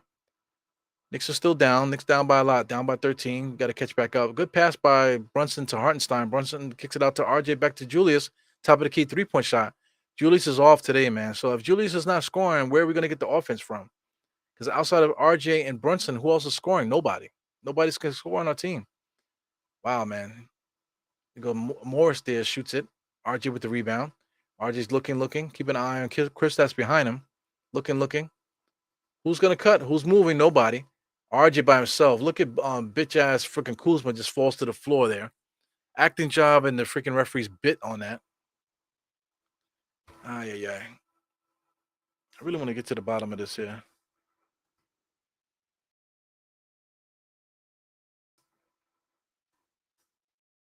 To the bottom of this stuff here. He signed a 4-year contract with the annual whatever. So let's look at Sporak. Sport track. He goes Bradley Beal drives, gets to the Kristaps. Kristaps is 7'2", not able to finish there. Stolen by RJ. RJ comes in there and then he almost knocks down that shot, but he does gets the foul. So 63 to 50. Knicks are fooling around with this team, man. We really need to start catching up here. You know, we got plenty of time, plenty of NBA action here, but we got to see what's going on here. So the Sport Rack, let's see what they're saying here. So qualifying offer for him, yeah, is 7.9. So I guess he is a restricted free agent if that's what that is, a qualifying offer. So he either can accept it or not, right? So if he accepts the qualifying offer, then he'll just be making that. So if he gets signed by another club, then you might be right about that, about the restricted free agency stuff. But you know what's weird is that when you click on this stuff, it usually says it that they're restricted. It usually blatantly says this guy is a restricted free agent. But I don't see that. I don't see that anywhere that he's a restricted free. Okay, here he goes. 2022, he's a restricted free agent. So what's the is there a statute of limitations on that or anything? And so he is a restricted free agent, man. So we'll be playing with fire there, with them being able to match that. But the thing is, with Charlotte, does Charlotte want to match him? That's another problem. It's interesting stuff, man. We'll see how that goes. Let's get back to the game here. Just really want to get to the bottom of that thing there. So I got lagged a little bit. So I'm at the 8:25 mark, 65 to 51. So I'm kind of competitive with the actual time on the clock. There is 8:37 on the NBA.com. I'm probably like 30 seconds behind probably in the game clock. Beal being guarded by Grimes, spin move there, good steal by Hartenstein, but it's still going to be Wizards ball. 8 minutes and 11 seconds there. Let's see what's going on here. Hartenstein. Yeah, Kyle Kuzma's a good actor, man. All these fake fouls and stuff. Hartenstein able to run the court there to finish the Brunson layup. But shout out to Brunson, being guarded by three wizards, still able to get all the way to the basket and get the shot up. So that's what's up, man. Yeah, man, you guys are laughing. Pudge is always laughing at me. Yeah, but you're right, man. Shout out to Deron Wayne.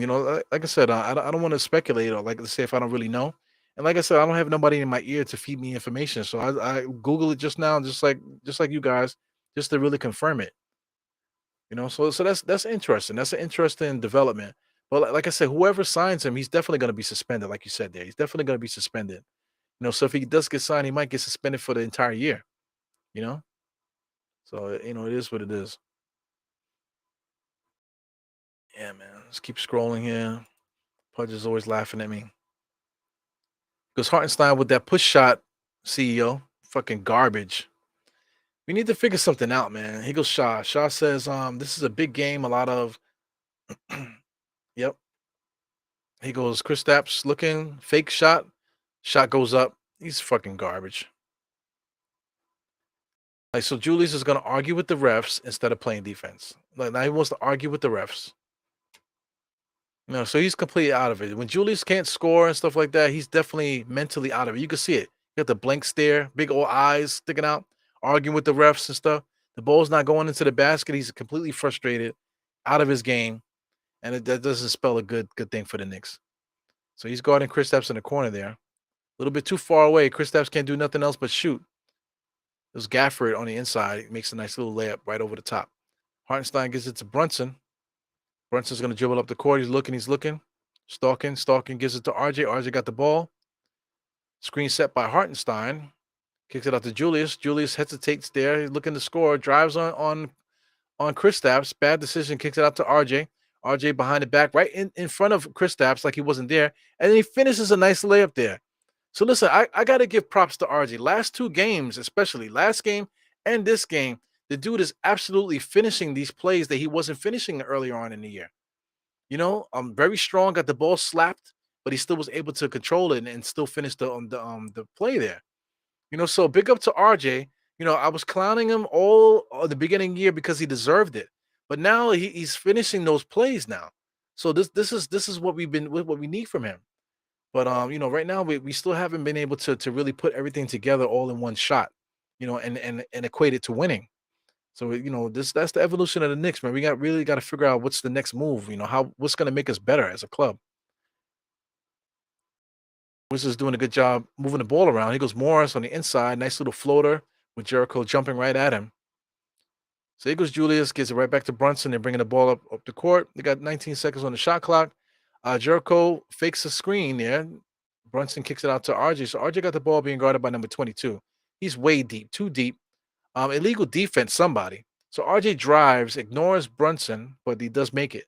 So listen, man, RJ's been making these shots, man. RJ gets really, really good shots, and he's knocking them down. So what are we calling it? They call a loose ball foul there, illegal screen, I think, on Washington Wizards. So you got to take it for what it is there, man. Wizards are not complaining. Right now the Knicks are down, man, 72-58. 6 minutes left in the third. You know, Knicks are stalking, man. We're right there. We're getting very close. Yeah. MSG will be signing podcasts. I would be down with that. You know, I wouldn't mind doing play by play. I know that. Doing play by play, that type of thing. Or maybe just doing a nighttime show. I wonder if you guys would be interested in that. Listen, I need some feedback with you guys, man. I'm gonna, like I said, I'm gonna start pumping more content out. Tomorrow, I'm thinking about doing something tomorrow. So I'm gonna start pumping more content out, guys. So I just need some feedback of what you guys think that I should do. Any particular content creators that you need me to contact or something like that? Because as you know, guys, I don't fuck with people. I don't fuck with people. I tried to give my man Raf Diaz a shot, but he's giving me a lot of stress. I gotta give you guys can see it on camera, the stress that he's giving me. Just a simple do a pod. You know what I'm saying? So, I'm looking for ideas and stuff like that. I know what I want to do, But I need some feedback for you guys to let me know what I should do. For what you guys would like to see me doing, or like I said, collaborating or just getting people on there, or who I should contact, who you think I should to collab with and that type of thing, just to get some more content out of there. Any feedback would I'm absolutely gonna listen to it, and it is what it is with that. It's becoming that time anyway, man. It's like trade season is coming, so it's time to get busy with the content and pushing more stuff out, man. So you definitely be seeing more from me, as time goes on. But like I said, I definitely need some more feedback from you guys. Shout out to Dick Barnett, man. That guy is old as fuck, man, but he's still like pushing. He's still at MSG every day, watching these games and stuff, man. That's excellent. You see the old Knicks there, somebody especially as old as him, man. That motherfucker is old as hell. You talk about like Clyde Frazier is in his 70s. This guy, I believe he's in his 80s. He was a good player, very awkward, fallback baby jumper. He was very awkward jump shot. He played for the Lakers too for a little while. You know what I'm saying? So I mean, he's been on both sides of the ball. So I believe he won a championship, if I'm not mistaken. I forgot who he won a championship with. I think Dick Barnett won a championship with another team besides the Knicks. Yeah, so I think he might have played with the Lakers and was off the bench and they won a championship, if I'm not mistaken. Yeah, but definitely a Nick great. He's up in the rafters for Christ's sake. So good to see him, man, still kicking. I would like to see them do more interviews with him to get him to talk and just like put his voice out there for people to hear him talk because he's still living. The guy can still make it to MSG and watch games and stuff, man. So we need to hear his voice. Here goes Brunson dribbling against Morris there. Wow, good fucking pass there to Grimes on the drive. That was at the 4:49 mark there, man. What a fucking pass there. That's what Grimes does. So you mean to tell me that Obi can't do that? Obi should be doing that all day. But Obi at the rim, it'll be like showtime. But Obi just doesn't do that, man. Obi is a freaking trash can. We need to get off for Obi, man. Let Obi go to another team and let him do what he's gonna do on another team, if he even does it. You know what I'm saying? But good play by Brunson. I mean, by Brunson right to Grimes. Beautiful freaking play, man. That was awesome. That was fucking awesome. Yeah, man. So my man jammed his thumb. You talking about Mitchell Robinson jammed his thumb? Listen, man, I can show you my finger here. As a kid, I don't know if you guys can see it, but I dislocated this finger when I was a freaking kid. I don't know if you see it popping out the socket. You know what I'm saying? Recently, I dislocated my wrist. You know what I'm saying, man? So fuck Mitchell Robinson, man. Fucking guy drives me crazy, man. He's just playing basketball. The guy doesn't have any moves and stuff like that. These centers break their hands and break their nose all the time, but still show up and play. I never seen nothing like that. A guy, his only skill is to rebound, block shots, and dunk. That's it. The motherfucker's always hurt, never available. He doesn't do anything. He's not a skill player. We're not asking him to score, nothing like that. We're not asking him to dribble. We're not asking him to post up or nothing. He's just supposed to dunk, rebound, and block shots. That's it. Motherfucker's always hurt, never available. Get out of here, man. He's freaking garbage. Brunson gets knocked to the ground all the time, man. When he was hurt and he didn't play, they forced him not to play. Okay, they forced him not to play because I'm quite sure, like if he needed to play, he would have played. I am not a fan of Mitchell Robinson, guys. I'm not a fan of his. Look at Brunson with the N1. So here we go. The Knicks got a little run going on here. So I mean, the lead is back to 12. The lead was extended just now, man, but now it's back to 12. The signs are showing that the Knicks can come back into this game. They just have to key in and they got to find a way to get Julius Randle going, man. So far so good. We definitely need another player, man. This is so frustrating, man. This is something here. Did you hear what Stan Van Gundy said about the coaching staff and the soft play? Yeah, Stan Van Gundy's an asshole. You gotta say what it is. Stan Van Gundy, the Van Gundy brothers, he's definitely the spicy one. He really doesn't care. He has like no filter and how he talks about the game. I appreciate that. I appreciate that about Stan Van Gundy, but he's definitely, an ass. But I agree with everything that he says about coaching, about the soft players and that type of thing. That's probably why he's not coaching right now, because he's not assimilating to how these players are now. Like you need to do it. You need to assimilate to how these guys are. Like I said, Grimes get hit in the nose and he's like running to the locker room to get treatment. It's just whatever it is. So this is Geraldine, man. Geraldine, he was like, just do your own thing. So I'm with you with that, man. So I'm really into that. I'm just gonna get back to doing what I've been doing. But like I said, I'm just really interested in what people think about what I do here. Like I said, people say I have a gift. Shout out to Jarrell. Jarrell always says I have a gift of talking, to nobody. So I'll just do that. Quite a few podcasters do that. They talk to themselves. That quote unquote talk to themselves. So I'm really good at that. So I'll just keep doing whatever I do. Like I said, I don't like as you guys like I said, I don't fuck with nobody. Even the MBK crew, like you hardly see them on this channel. Because I hate chasing behind people. That's the thing. MBK is usually open. Everybody's open to participate and collab and stuff like that. But I don't like I just don't like people fucking with my shit. That's all. That's something that I have going on. I don't mind going on Steph's show and participating. You know what I'm saying? And doing that stuff because of the way that she handles the show. So I don't mind going on there and whatever. But coming on my channel, man, I don't like coming on here with people coming on the show fucking up my shit. Like I said, shout out to Raf Diaz. Like I said, you'll probably see Raf on the show soon, but just not like the way that he was on before. Because like I said, I don't know what's going on with that.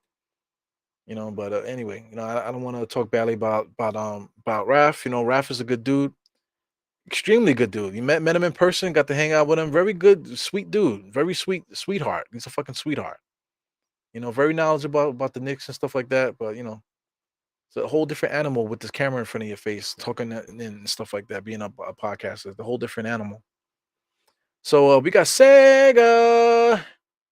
He said we need Gigi Jackson as Randall's replacement from South Carolina. Trade Obi. I got you, man. Not replacement, but a backup. I got you. Definitely. Ronnie Lott had part of it. Yeah. I'm telling you, man. Fucking my man, what was that?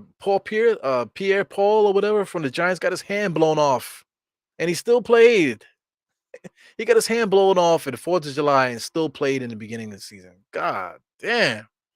Surgery, man. My man had 3 fingers left on one hand and still played with his hand patched up as a mitt. You know, get out of here. Shit is crazy, man. Yo, Patrick Ewing for fucking 13 years straight in the playoffs.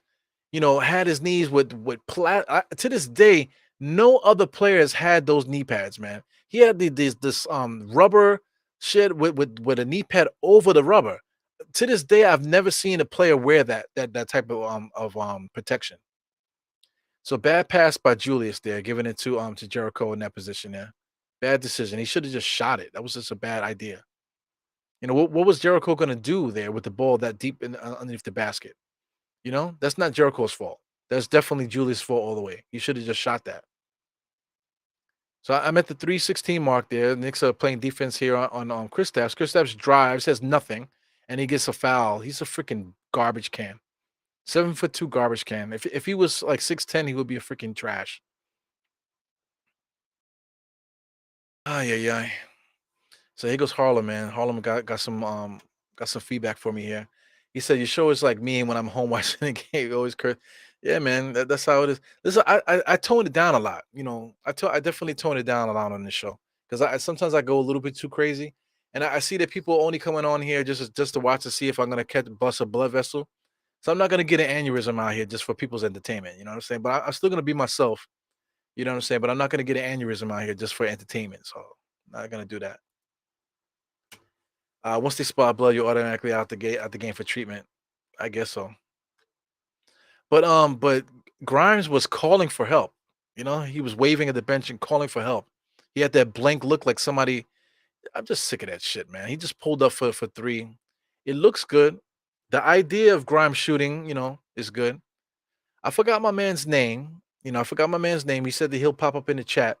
You know what I'm saying? But he kept saying that RJ was a shooter when we was in Washington. Not RJ, that Grimes is a shooter, but Grimes had a terrible shooting night that night. And just Grimes, the idea of him being a shooter is nice, but he has yet to really contribute, to that. Really, he can hit a three, but him being a pure shooter, he hasn't shown it yet. He's just not there yet. Yeah, man. So I appreciate you, Harlem, man. Definitely. So I mean, you guys are gonna start seeing me more often, man. So get. I don't. You don't have to do the like click the notification bell. So you don't have to do that. People say hit the notification bell so you'll be notified when I get it. You don't have to do that, but at least subscribe. If you're not subscribed, please subscribe. And we're gonna start pushing out these podcasts, man. Get these bars off and getting these comments out. Also, too, I'm gonna try to get more involvement for you guys too, man. So tune in for that with the phone calls and maybe some other stuff getting incorporated into the show as well. So definitely appreciate that, man. Yeah, he had the freaking WWF knee pads. Yeah, what's his name? What's my man's name? So the Knicks are down 83 to 68. Brunson's looking at he has to get it up. And he banks in the three-point shot, top of the key there, with the shot clock running down there. So it's 83 to 71. So I'm thinking of somebody. I'm thinking of he's Gold Dust's father. Dusty Rose. There you go. Dusty Rose. That's what I'm thinking about. Dusty Rose used to have the wild knee pads on too, man. But he was fat as fuck, and he was high on steroids and all that other stuff. You know, yeah. The era of the tough guys is not here anymore. We're never gonna. I don't think we're ever gonna get there. As Kuzma pulls up for three, and knocks that down, man. That guy has a clutch gene, man. I'm telling you. He might not be that guy as far as clutch, as far as like being like that level of player, but that dude definitely got that clutch gene going on, man. He's like fearless out there. So I mean, being able to trade for him, people say, nah, what we need Kuzma for, man. Look what Kuzma does, man. If we had Kuzma, you know, coming off the bench or starting, if people want to slide RJ to the two, how much better would the Knicks be, man? Even Danny Avdija, I really like Danny Avdija. With his contribution to this game, he's really done a good job, contributing to this game, man. Danny Avdija. So I'm saying all these guys' names, and I'm not saying anything about the Knicks because I mean, there's nobody contributing. It's just really Brunson, RJ, and nobody else is contributing to the game now right now. So it's not fun to follow, man. When the Knicks don't have things going, we have guys not contributing. Julius is out of it right now, and we look exposed. If Julius can't get off and do his thing, we look exposed. Here goes bum ass Obi Toppin coming in the game here. So a game like this, we need Obi Toppin to do his thing. So he's played 7 minutes. He hasn't scored yet. He got 2 rebounds. So let's see what Obi's gonna do. We got 1 minute and 47 seconds. I don't understand why Tom Thibodeau does this, but he put him in there for like a 2 minute break, so Julius can get some juice in the system. Really don't get it. Uh yeah, man, Rob Bracey, man, this is definitely tough. And this rolling thing, I'm seeing it so much now. When they inbound the ball, they let the ball roll. I've never seen that to this degree ever since I've been watching basketball. I know it's an option that we should have been that the team should have been taking advantage of before, but this year, 2023, it's like, come on with that bullshit already. Here go Danny Avdija, able to get the ball to the rim, tall enough to get the rebound and put it back up. Skilled player. Danny Avdija is what we need. If we had a player like Danny Avdija off the bench, it would be so much better. Shout out to Obi Toppin. Kicks it out to RJ. RJ drives, crossover dribble onto to Rui Hachimura. Ah man, Jericho Sims jumped way too early just now for that rebound. Here goes Kuzma in rhythm, shoots it. No, he misses it. IQ with the rebound. So here we go. If the Knicks gonna make a stand, we gotta have to cut this lead. We're gonna have to cut this lead to 5. 5 is the magic number. Right now, IQ misses the shot there. It should be Knicks ball. Got 14 seconds on the shot clock there for the Knicks, man. Knicks have to cut this lead, man. We definitely got to cut it into single digits. Right now, the Knicks are down by a lot right now. And this shit is man frustrating. Entering the fourth quarter is going to be an uphill battle, man. We definitely need to cut this lead. So it's 53. I'm at the 53-second mark now. IQ faking, gives it out to Obi. Obi didn't even look at the rim. Gives it back to IQ. 5 seconds left. IQ with a floater off the backboard. No good. He has to get it up. He knocks it down and he gets the foul. Yes. Knocks it down, throws it up, and it goes in, and he gets the foul. Ah, yeah, yeah. So the Knicks are gonna be 88 to 76 right now with 40 seconds left. I have 30. I see 31 seconds on my phone here. So like I said, I'm quite a ways behind, guys. Man, really apologize for that. I'm at the 40-second mark. We're quickly shooting free throws. I see that we're at 28 seconds and less. 28 seconds and ticking there. 88 to 76. It would be nice to get it down to single digits, man. But 12-point lead right now. A 12-point lead entering the fourth quarters is not a good look, man. Knicks have an uphill battle to catch up here. Man, I hate losing the MSG like this. We got to take care of home court. But I mean, Wizards getting revenge, man. We beat them on their home court, embarrassed them, really, to tell you the truth. So he goes on the Knicks with a nice little fast break there. Brunson goes all the way to the basket, and he misses it. But he's gonna get some free throws. Shout out to Obi Toppin, playing a little bit too tight. Brunson was really close in the middle, but Obi, watch this fast break. Just watch what happened here. So Brunson is running the middle. RJ's on the edge there. Gives it to Brunson in the middle. Look how close that Obi was to Brunson. No spacing at all, and he might have contributed to Brunson missing that shot there. Yeah, man. So Brunson's gonna shoot some free throws. Hopefully he makes that. So I see Rob Bracey made another comment. He said, "Can Randall adjust his body language?" Yeah, he's killing the game. He's definitely killing the game with his body language. But his body language is fucked up because he's not scoring. So that's a big issue. He's 12. He's 2 for 12 right now. So whenever Julius Randle can't score, he's frustrated. He gets frustrated and he leaks out into the game. So that's a big problem, man. I mean, so Brunson got 32 points, man. I just peeped that. He got 32 points in the third quarter. So this is a guy that might have 40 again by before the end of this game. So I mean, Brunson is amazing, man. Very amazing player. Like I said, with Julius Randle not being able to do his thing here, shout out to RJ. RJ's having an excellent game too. 8 for 14. He has 18 points as well. But we need that next guy, man. Because when Julius is a game like this, where Chris Stapps in the height of the Washington Wizards is fucking with Julius like this, and he's frustrated, we need that extra scorer that can come in and do something. So the Knicks can't get the rebound, man. A lot of second chance points there. Wizards are not scoring, so the Wizards are leaving the Knicks opportunity to do something. So it's a 10-point lead. I would have liked to get it down to single digits, but 10-point lead, 88 to 78. So I mean, the issue here, the Knicks need to find Julius. Knicks need to find Julius. That's what it is. We got to find Julius. Julius got to calm down.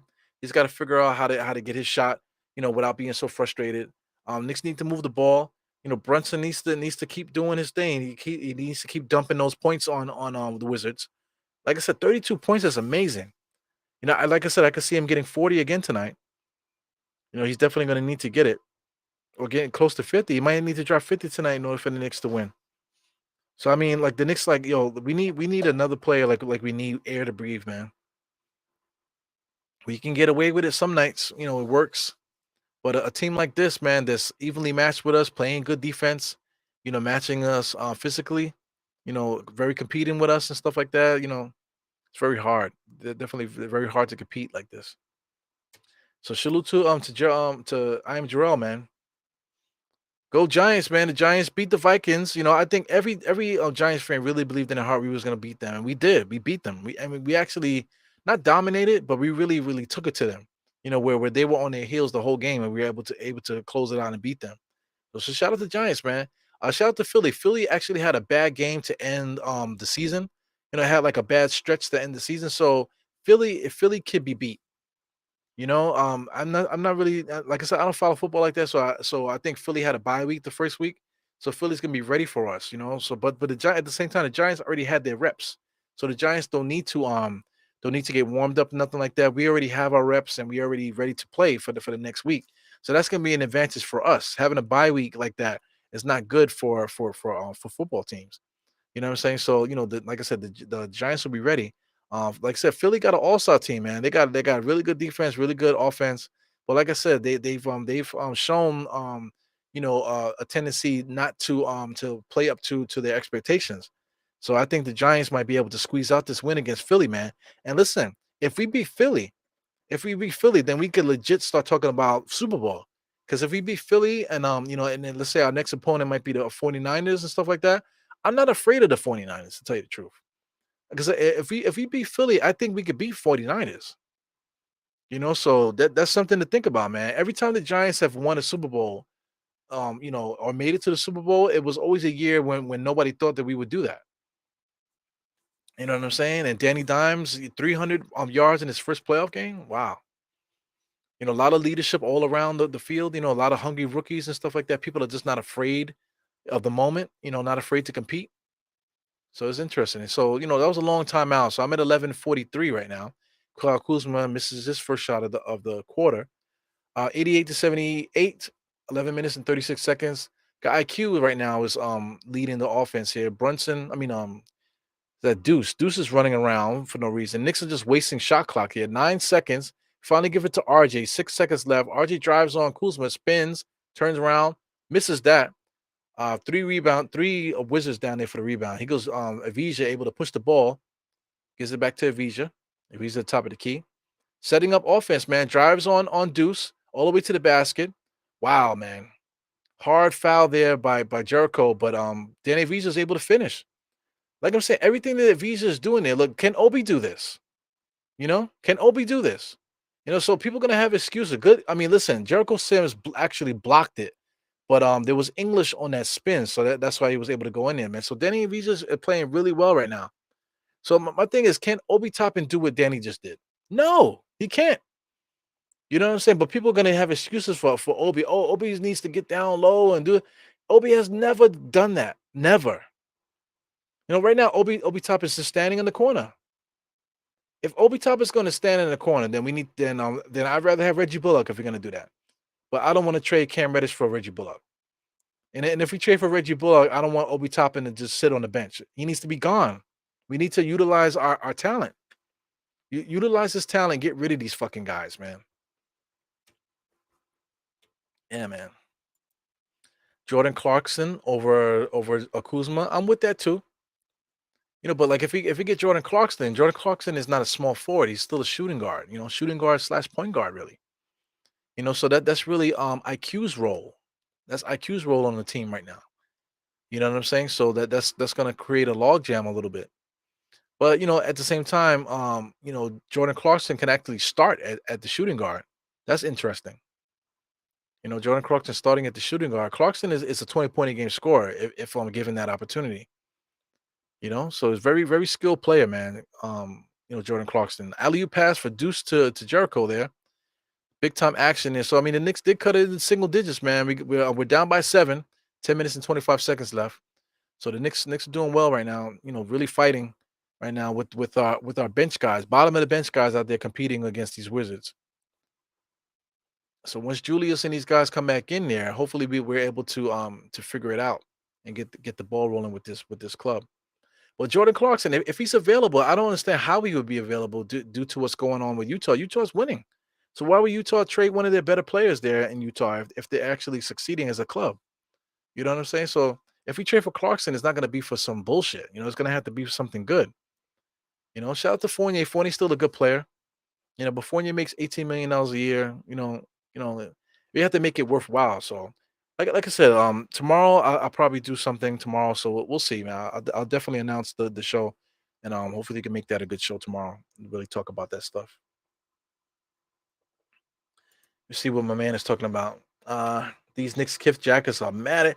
Yeah, I don't get it. I want one too. I want to support, but then you see the prices of the other shit. Like the audacity. Like Kith is really new. So Kith was able to work their way into getting that sponsorship. The good thing about the Kith people is that those guys are really Knicks fans. The owner of Kith is a like a diehard Knicks fan. So I don't mind supporting that. But sometimes you look at the prices and then you see the quality of the product, and you're like, I don't want to spend my money on some bullshit. You know what I'm saying? It's good, and some of those stuff are collectibles. Like the jackets and stuff like that. They put it in like they're limited quantities and stuff like that. So it's really collectors items. You know what I'm saying? So it's good. It's good to invest in that type of thing stuff. But the prices of stuff, man. It's like the price of diamonds. Like diamonds. Oh yeah, but diamonds are this. It's so this. Yeah, but diamonds wouldn't be worth shit unless somebody put a value to it. Like to me, a diamond isn't worth nothing. I don't wear jewelry.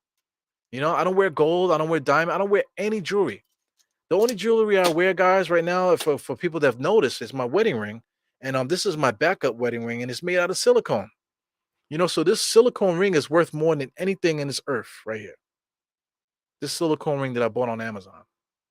You know what I'm saying? So you put value on certain things. It depends on what people think. If everybody agrees that diamonds are worth all this money, then that's what it's going to be worth. Same thing with the gift jackets and stuff like that. People put a price on it, and if people are buying it, then it's worth that price. Then shout out to Camelo Anthony. He came out with a clothing line, and he outpriced it also.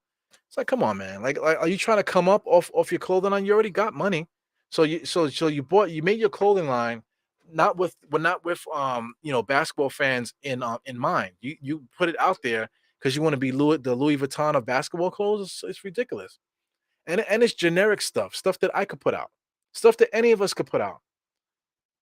You know what I'm saying? Stuff is not necessarily quality stuff, and then it's like super outpriced.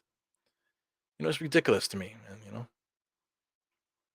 Goes IQ, sidesteps, pulls up right in front of Danny Avija. Good shot there. 93 to 85, 9 minutes and 36 seconds, man. So the Knicks are doing a good job of going back and forth with this club right now. But we got to make some stops. Right now with the club, the players that they have on the court now, and right now is the opportunity to do that. Kyle Kuzma's going one-on-one there. Good defense by Jericho, but everyone's still been able to score there. Shout out to Danny Avicii, did the same thing. Kuzma went right at Jericho. Jericho got his hand on the ball, but the ball still went in. He goes IQ. IQ top of the key. Tried to take a screen from Jericho. Wow, man. Bad shot. But he knocks it down. Hits a three-point shot. So the lead is back to 7, 95 to 88. Man, it's getting close to crunch time, man. 3 minutes to crunch time. Knicks need to start making some stops here to cut the lead down before it gets to the 6 minute mark here. Here goes Kuzma. Kuzma's gonna go one-on-one. So this is what he does. Sidestep three-point shot. Oh, he misses that. If he made that, that would have been a Nick killer right there. But here goes IQ. IQ got the ball looking and dribbling. Dribbling. 19, 18. Come on, get across the timeline. Damn it. 16 seconds at the half there. Spin move, just dancing and prancing for nothing. Deuce gets the ball, almost got it stolen. 8 seconds, 7 seconds. He drives all the way to the bucket, gets stripped, and off on the Knicks ball. Damn it, man. Yeah, so he drives and dribbles off his own knee. But all this dancing and prancing that IQ is doing is just counterproductive, man. We're not moving the ball, nothing's happening. If IQ is going to be doing that, let's set some screens. Let's set a double screen for IQ to get him open. All this dancing and prancing is not helping. But it is what it is. We're trading buckets with this freaking club right now. 95 to 88. I feel like I want to win more than these Knicks. 7 point lead. Here goes 55, top of the key being guarded by Q. So listen, I mean, this is the club here that we should be able to get the score on. Wow. So I mean, my man Wright just missed an easy layup there. Jericho with the rebound. IQ dancing and prancing again to nowhere. Comes around the screen, dribbling. Everybody just standing around. IQ just going one-on-one. Just not good basketball. Not good basketball, man. Danny Visa dribbling up the court with his counterpart, Mr. Obi. Kicks it out to the corner. Back to Danny. So Danny being guarded by Jericho. Crossing him up, driving, pushes off a little bit. Nice little floater. He didn't make that one. Bum-ass Gafford gets the rebound and lays it up. Simple little layup there, little hook shot that Mitchell Robinson cannot make. Yeah. 97 to 88. I'm getting frustrated now. RJ kicks it to Obi's bum ass, drives, to nowhere, kicks it out, makes it way to Obi. I mean to IQ, kicks it out to RJ. Because Obi just tipped it, I mean. Yeah, so listen, we lost this game, guys. Nice block by Jericho. Jericho's trying, man. He's playing really hard out there. But listen, we lost this game. 7 minutes left. I concede. Knicks are not going to win this game. And here's the thing, too. I don't know what the fuck Tom Thibodeau is taking Brunson taking so long to put Brunson in this game. So Julius finally gets up. I see Brunson is standing up next to Tom Thibodeau. What is taking so long for Tom Thibodeau to put these motherfuckers in the game? So here we are going towards the 6 minute mark. So Tom Thibodeau, he coaches according to the time on the court. He's not watching the game. The Knicks need to take advantage of the people on the court right now. We need to try to get this lead. So he kills time. The last 3 minutes was so unproductive, right? And he kills time now. Now it's 6 minutes. So now it's cardiac Knicks. Brunson needs to be perfect. Julius Randle needs to be perfect. All our guys need to be perfect now in order for us to have a chance to win this game. So we had 3 minutes right now that would have been nice to try to get these guys, try to cut into this lead. But I see Bradley Beal getting ready to come in too. Kristaps getting ready to come in. So instead of Tom Thibodeau trying to take advantage of the moment or try to get this lead, he's just gonna bring his starters in when the Wizards bring their starters in. Just fucking garbage, man. 6 minutes and 38 seconds is too long for him to wait to bring our guys in to take advantage of this game. It's not a 5 point lead. It's like 11. Like what is it's like it's about to be a 10 point lead again. Washington Wizards at the line. Wright is shooting. He makes the next one. So it's a 10 point lead right now. 98-88. 6 minutes and 38 seconds left. And now you decide to bring your starters back in here. This is fucking garbage, man. Just tired of it. Tired of it. Oh my god.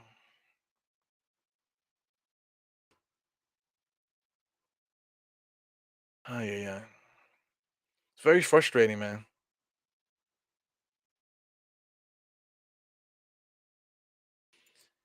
Yeah, you're right about this, D cool. But this is money time now. Here goes RJ, drives right at the 7 foot shot blocker.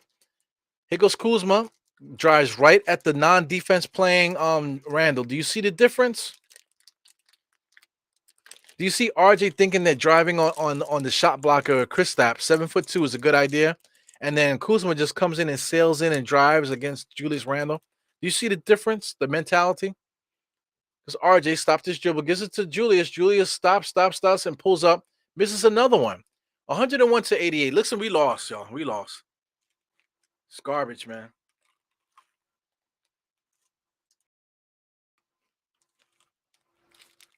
So this is a good product right here. It's called Sunrich Ranch, Sunrich Snacks. It's sunflower kernels, man. For some reason, their food is really good. So this is honey roasted sunflower kernels. It's a really good product, man. Good stuff. Yeah, so we lost this game, man. There's no way. There's no way we're gonna win this game. I concede because there's nothing that we're doing out there that makes sense. Tom Thibodeau that makes sense. Tom Thibodeau killed the game already. Because what time is it? It's 5 minutes and 41 seconds left right now. If we were gonna try to win this game because we were down by so much, we should have did it at the 9 minute mark. You know what I'm saying? Put your guys in, see if you could take advantage of the players that are on the court. Then maybe take them out for 2 minutes or so, just to get them a breather. Then put them back in. You know what I'm saying? But who am I? I'm just a guy on the internet. I don't know shit, right? I don't know nothing.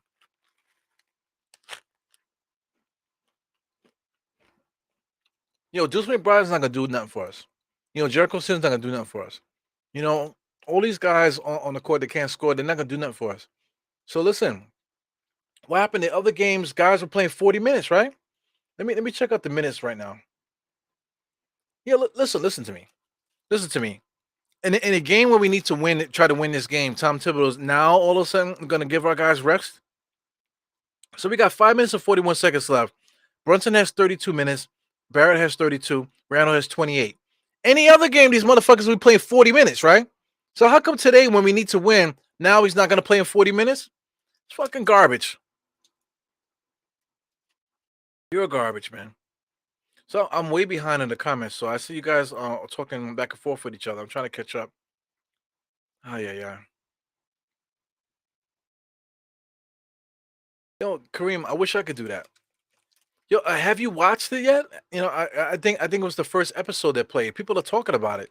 The Last of Us was a great video game. The first incarnation. I did not play The Last of Us 2, but I played The Last of Us, and it's The Last of Us was a great game. Fantastic game. I also played the other one too. There was another little side mission game where it was like the girls by themselves. But The Last of Us, that first one, part one, fantastic video game, man. Definitely the storyline, the cinematography, everything was so great about that game. So for them to make a adaptation of it, that's fantastic too. So I'm very intrigued by that. So I definitely got to check it out.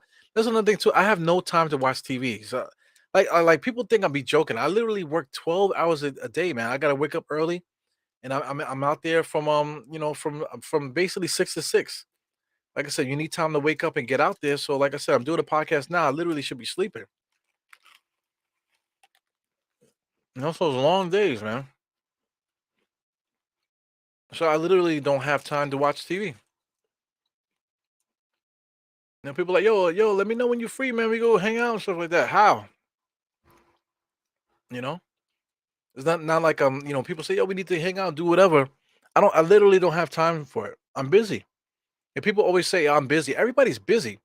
But so listen, I'm legit busy. It's not like I'm ghosting somebody. So here goes Washington, man. He running us down. Wow, he blew the easy layup, but give it right back to them. 103 to 88. There's only 5 minutes left. We still got plenty of time. Knicks can still come back, man. But I gave up. I don't think the Knicks are gonna win. Mm-mm-mm. Yeah, Mothman. You know, what happened to today? How come these guys are not playing 40 minutes today? Any other game, these guys would be playing 40 minutes.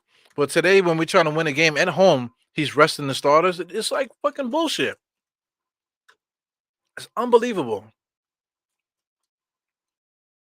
I don't have a PS5. I don't have a PS5 because, like I said, I don't have time. I don't have time to play it. So if I invest the money in that system at this time, it's just gonna be collecting dust, and I don't want my kids playing it because my kids are still at the age where they destroy everything. So I won't invest in a PS5 until the kids get a little older. Well, by that time, the damn PS6 might be out. Yeah, but I can imagine the graphics on the PS5 with the Last of Us. Man, it must be incredible.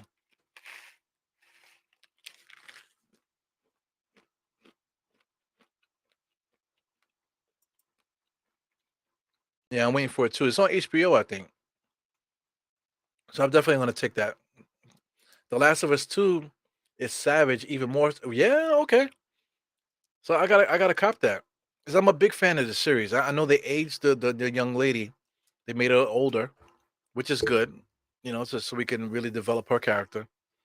So I'm anxious to see what's going on with that. So I'm very very into that. So I might cop it. I mean, the price of it has got to be low now. Well, I mean, but the TV show is out, so they probably have it regular price. Last of Us 2. He goes RG driving in slow motion on the inside there. Nice little move there. Wow. So listen, the evolution of RJ finishing on the inside, man. He's been playing excellent. So that's it. RJ always, like I said that so much times, he's able to get into spots in the game, but he just can't finish. Now he's finishing those plays. So it is what it is, man. RJ is definitely. I really enjoy what he's doing. But if you want to talk about shooting guard, small forward, he plays like a small forward. So shout out to a mighty finesse. He keeps talking about OG. OG would be the starting small forward and push RJ back to the guard. But RJ plays so much better at the small forward spot, in my opinion. I don't know. RJ could play shooting guard, but I just think it takes away from his strengths.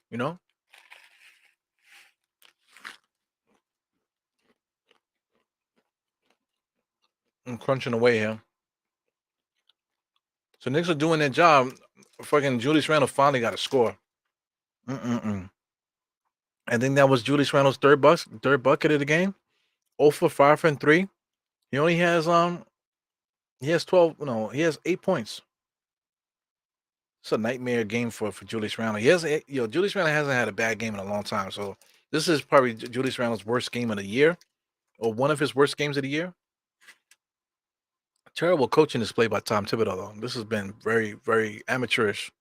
But he's consistently been amateurish all his entire Knicks career. Ah, man. Yeah, the first one was dope, man. Definitely. Everything about it, man. Just even like the gameplay. Gameplay was excellent.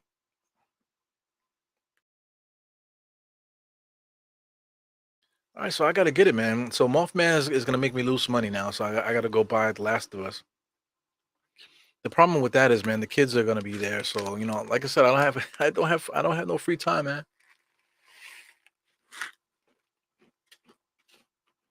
But The Last of Us is one of those games that say, like, if I could wake up early enough to play it, or maybe like stream it to my computer, and play it like that, so the kids won't be watching that type of thing. That's one thing. The first one was very violent, but the storyline was so deep and stuff like that. It was really good. Oh man, God of War too. That's another game. I forgot about that. You're in the middle of playing God of War now. Don't have much time to play it. Yeah, God of War 2. I'm anxious to play that one.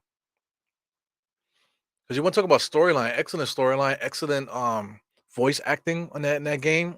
Incredible. The cinematography of the drawings and stuff like that, the storyline, just the walking around the environments and stuff like that. Excellent. So I mean the Washington Wizards are kicking our ass with second chance points, man. They had 3 shots on the rim just now. 3 minutes left, man.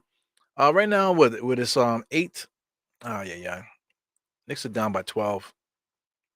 So, I mean, there's no way. Number 33 pulls up. Kuzma, he misses it. Knicks finally get the damn rebound.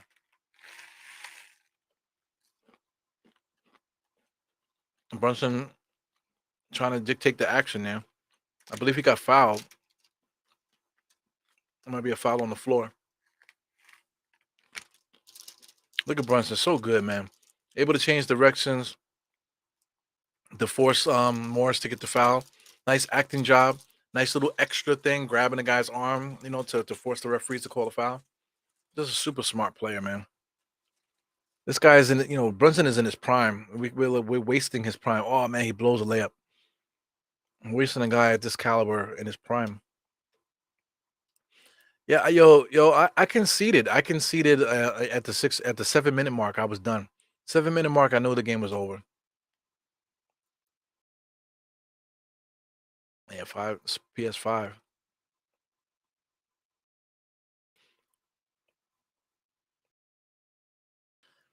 Yeah, I'm proud of him. I'm proud of RJ. But I mean, just one of those games. 110-96. Embarrassing, man.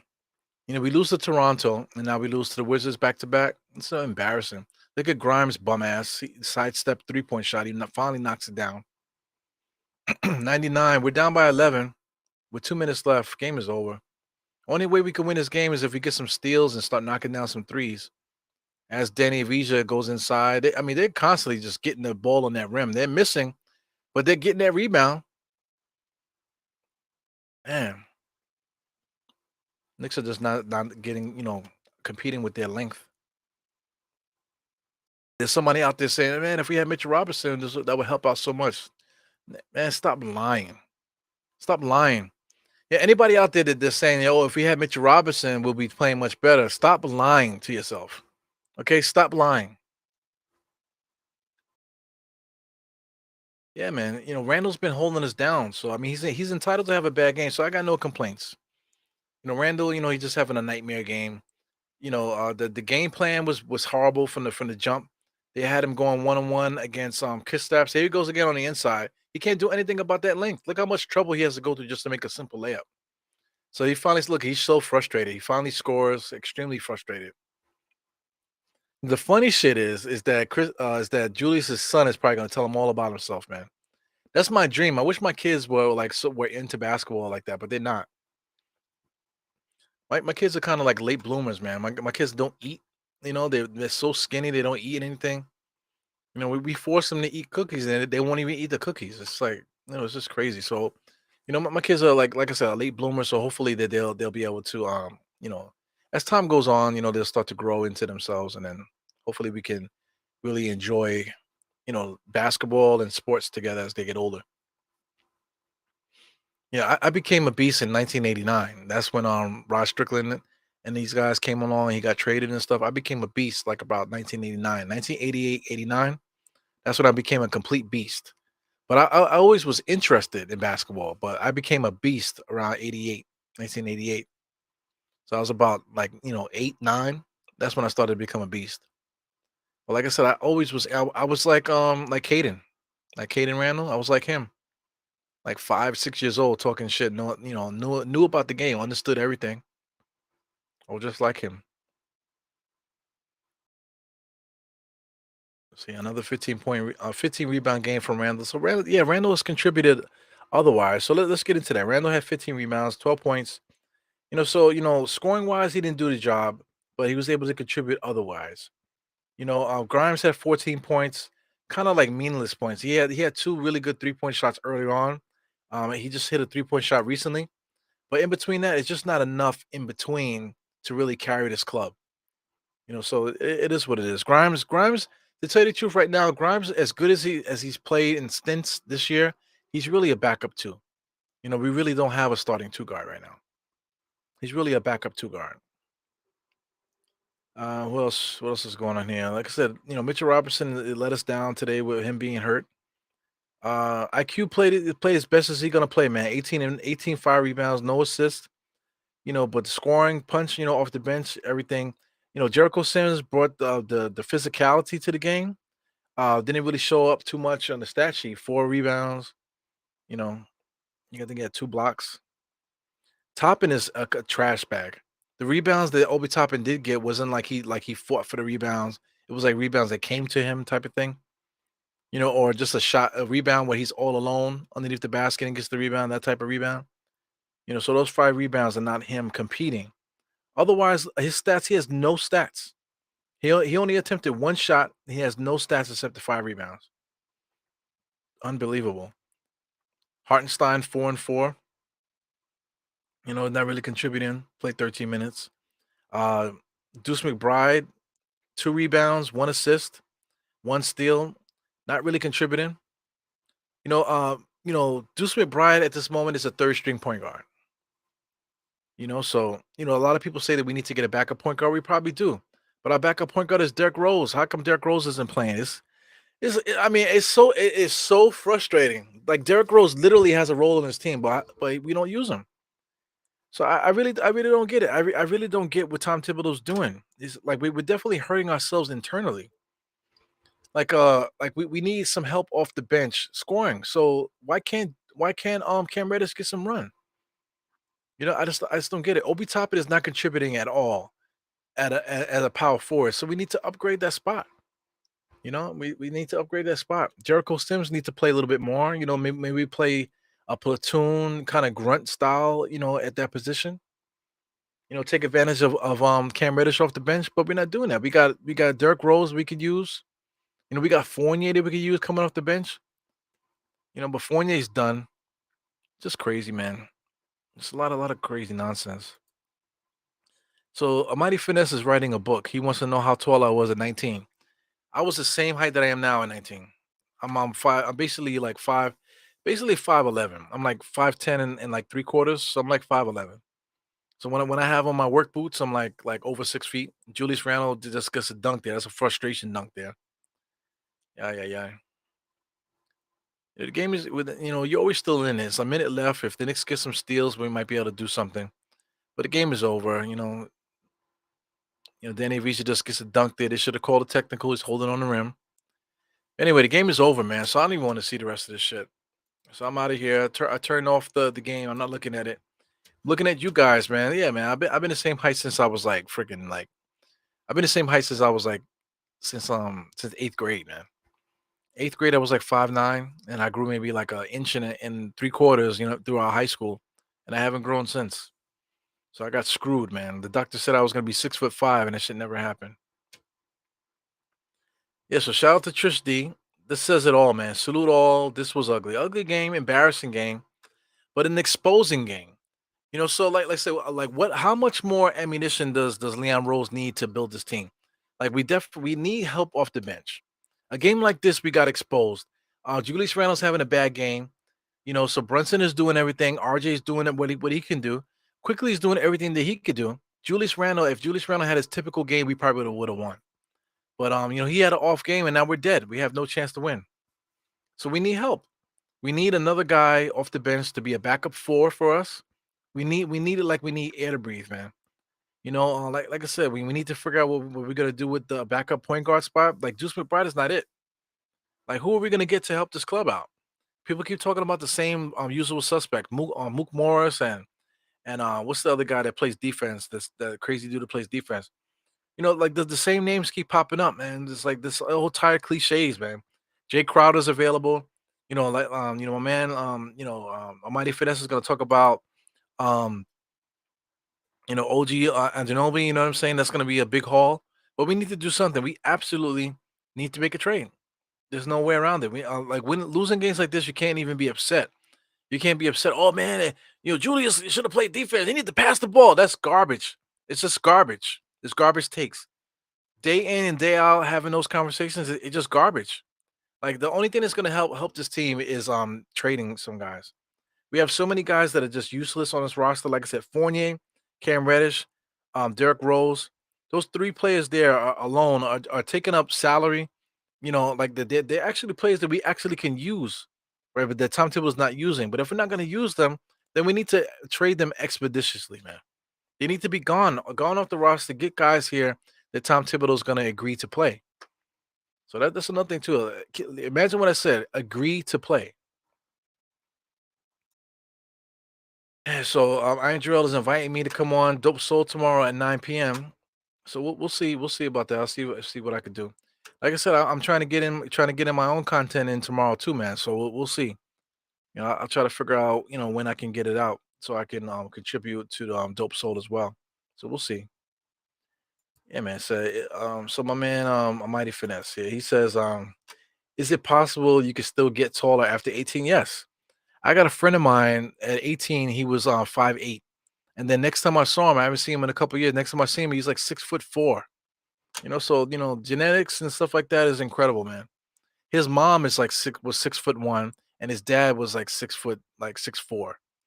So he ended up getting his parents' height. It's like 6'4". That happened out of nowhere. The motherfucker, like I said, he literally was 5'8" the last time I saw him, and then I saw him a couple years later, and he's 6'4". It's unbelievable. Yeah, man. So he's actually a captain. I'm talking about my man Kevin. Shout out to my man Kevin, East New York. So he's actually a captain in the fucking ferry, man. So if you see a 6'4", West Indian fellow, captain of the ferry, that's my man there from East New York. Yeah, man. So yeah. Just this is so frustrating, man. This is so frustrating. Yeah. So D'Angelo Russell, that's another guy. But shout out to Knicks fans. Knicks fans don't like anybody. Oh, yo, we should trade for D'Angelo Russell. Oh, what's D'Angelo Russell gonna do for us?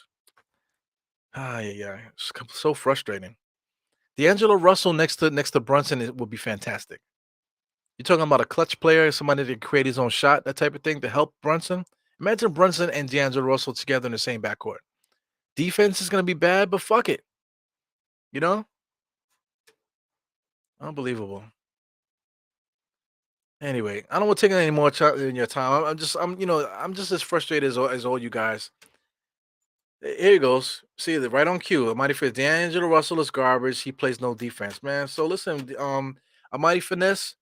Find the player. Not just you, but anybody that's saying the same thing that you're saying. D'Angelo Russell, somebody that actually led a team when he was in Brooklyn to the playoffs and had great games. Somebody that averaged 18, 20 points per game.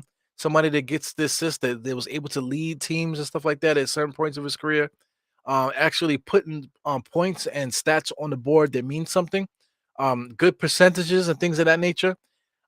Find somebody that's going to be able to contribute to the game and on offense and defense, and tell me how the fuck are we going to trade for them? You know what I'm saying? Tell me somebody that's going to give you 20 points per game, right? 5 assists, on the backcourt, good percentages, like I just said, and play lockdown defense. And tell me how the fuck are we going to trade for that player? You know what I'm saying? So anyway, I'll see you guys next time. It's your boy Eru, and I'll see you next time. You keep saying OG and Ginobili. That motherfucker's not a 20-point a game scorer. He's 25 years old. You know what I'm saying? Does he play lockdown defense? We done played him twice already. The OG play lockdown defense. Is he that good of a scorer when we played against him? No. You know what I'm saying? So who the fuck is going to score over 20 points per game, contribute all around good percentages, and play lockdown defense? Who is available that we can get right now that we're going to trade a second round draft pick for? That's all people want to trade for. They want to trade second round draft picks for these elite players that don't exist. So anyway, I see you guys next time. It's your boy Eru. I'm out. 4 fingers to the forehead, tuck of the thumb. Salute, and I see you guys later, man. Bye.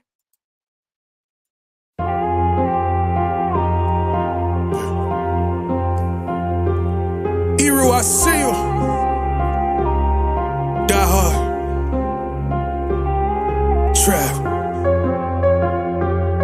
We gonna do this one the right way.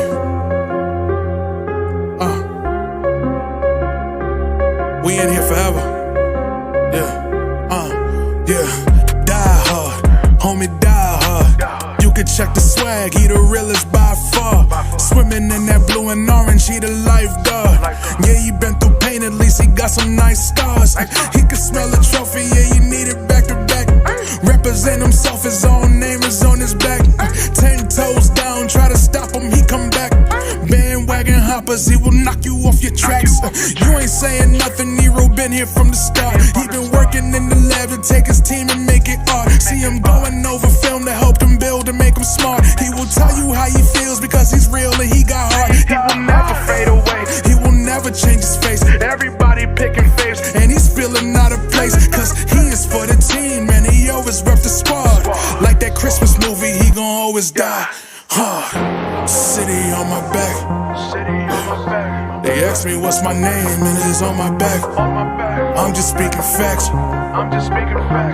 We got big dreams, we ain't looking back. We be really die hard, yeah, that's a fact. We be really die hard, ain't no going back. Make the whole crowd rise like a thermostat. Fourth quarter, I'm the killer that's gon'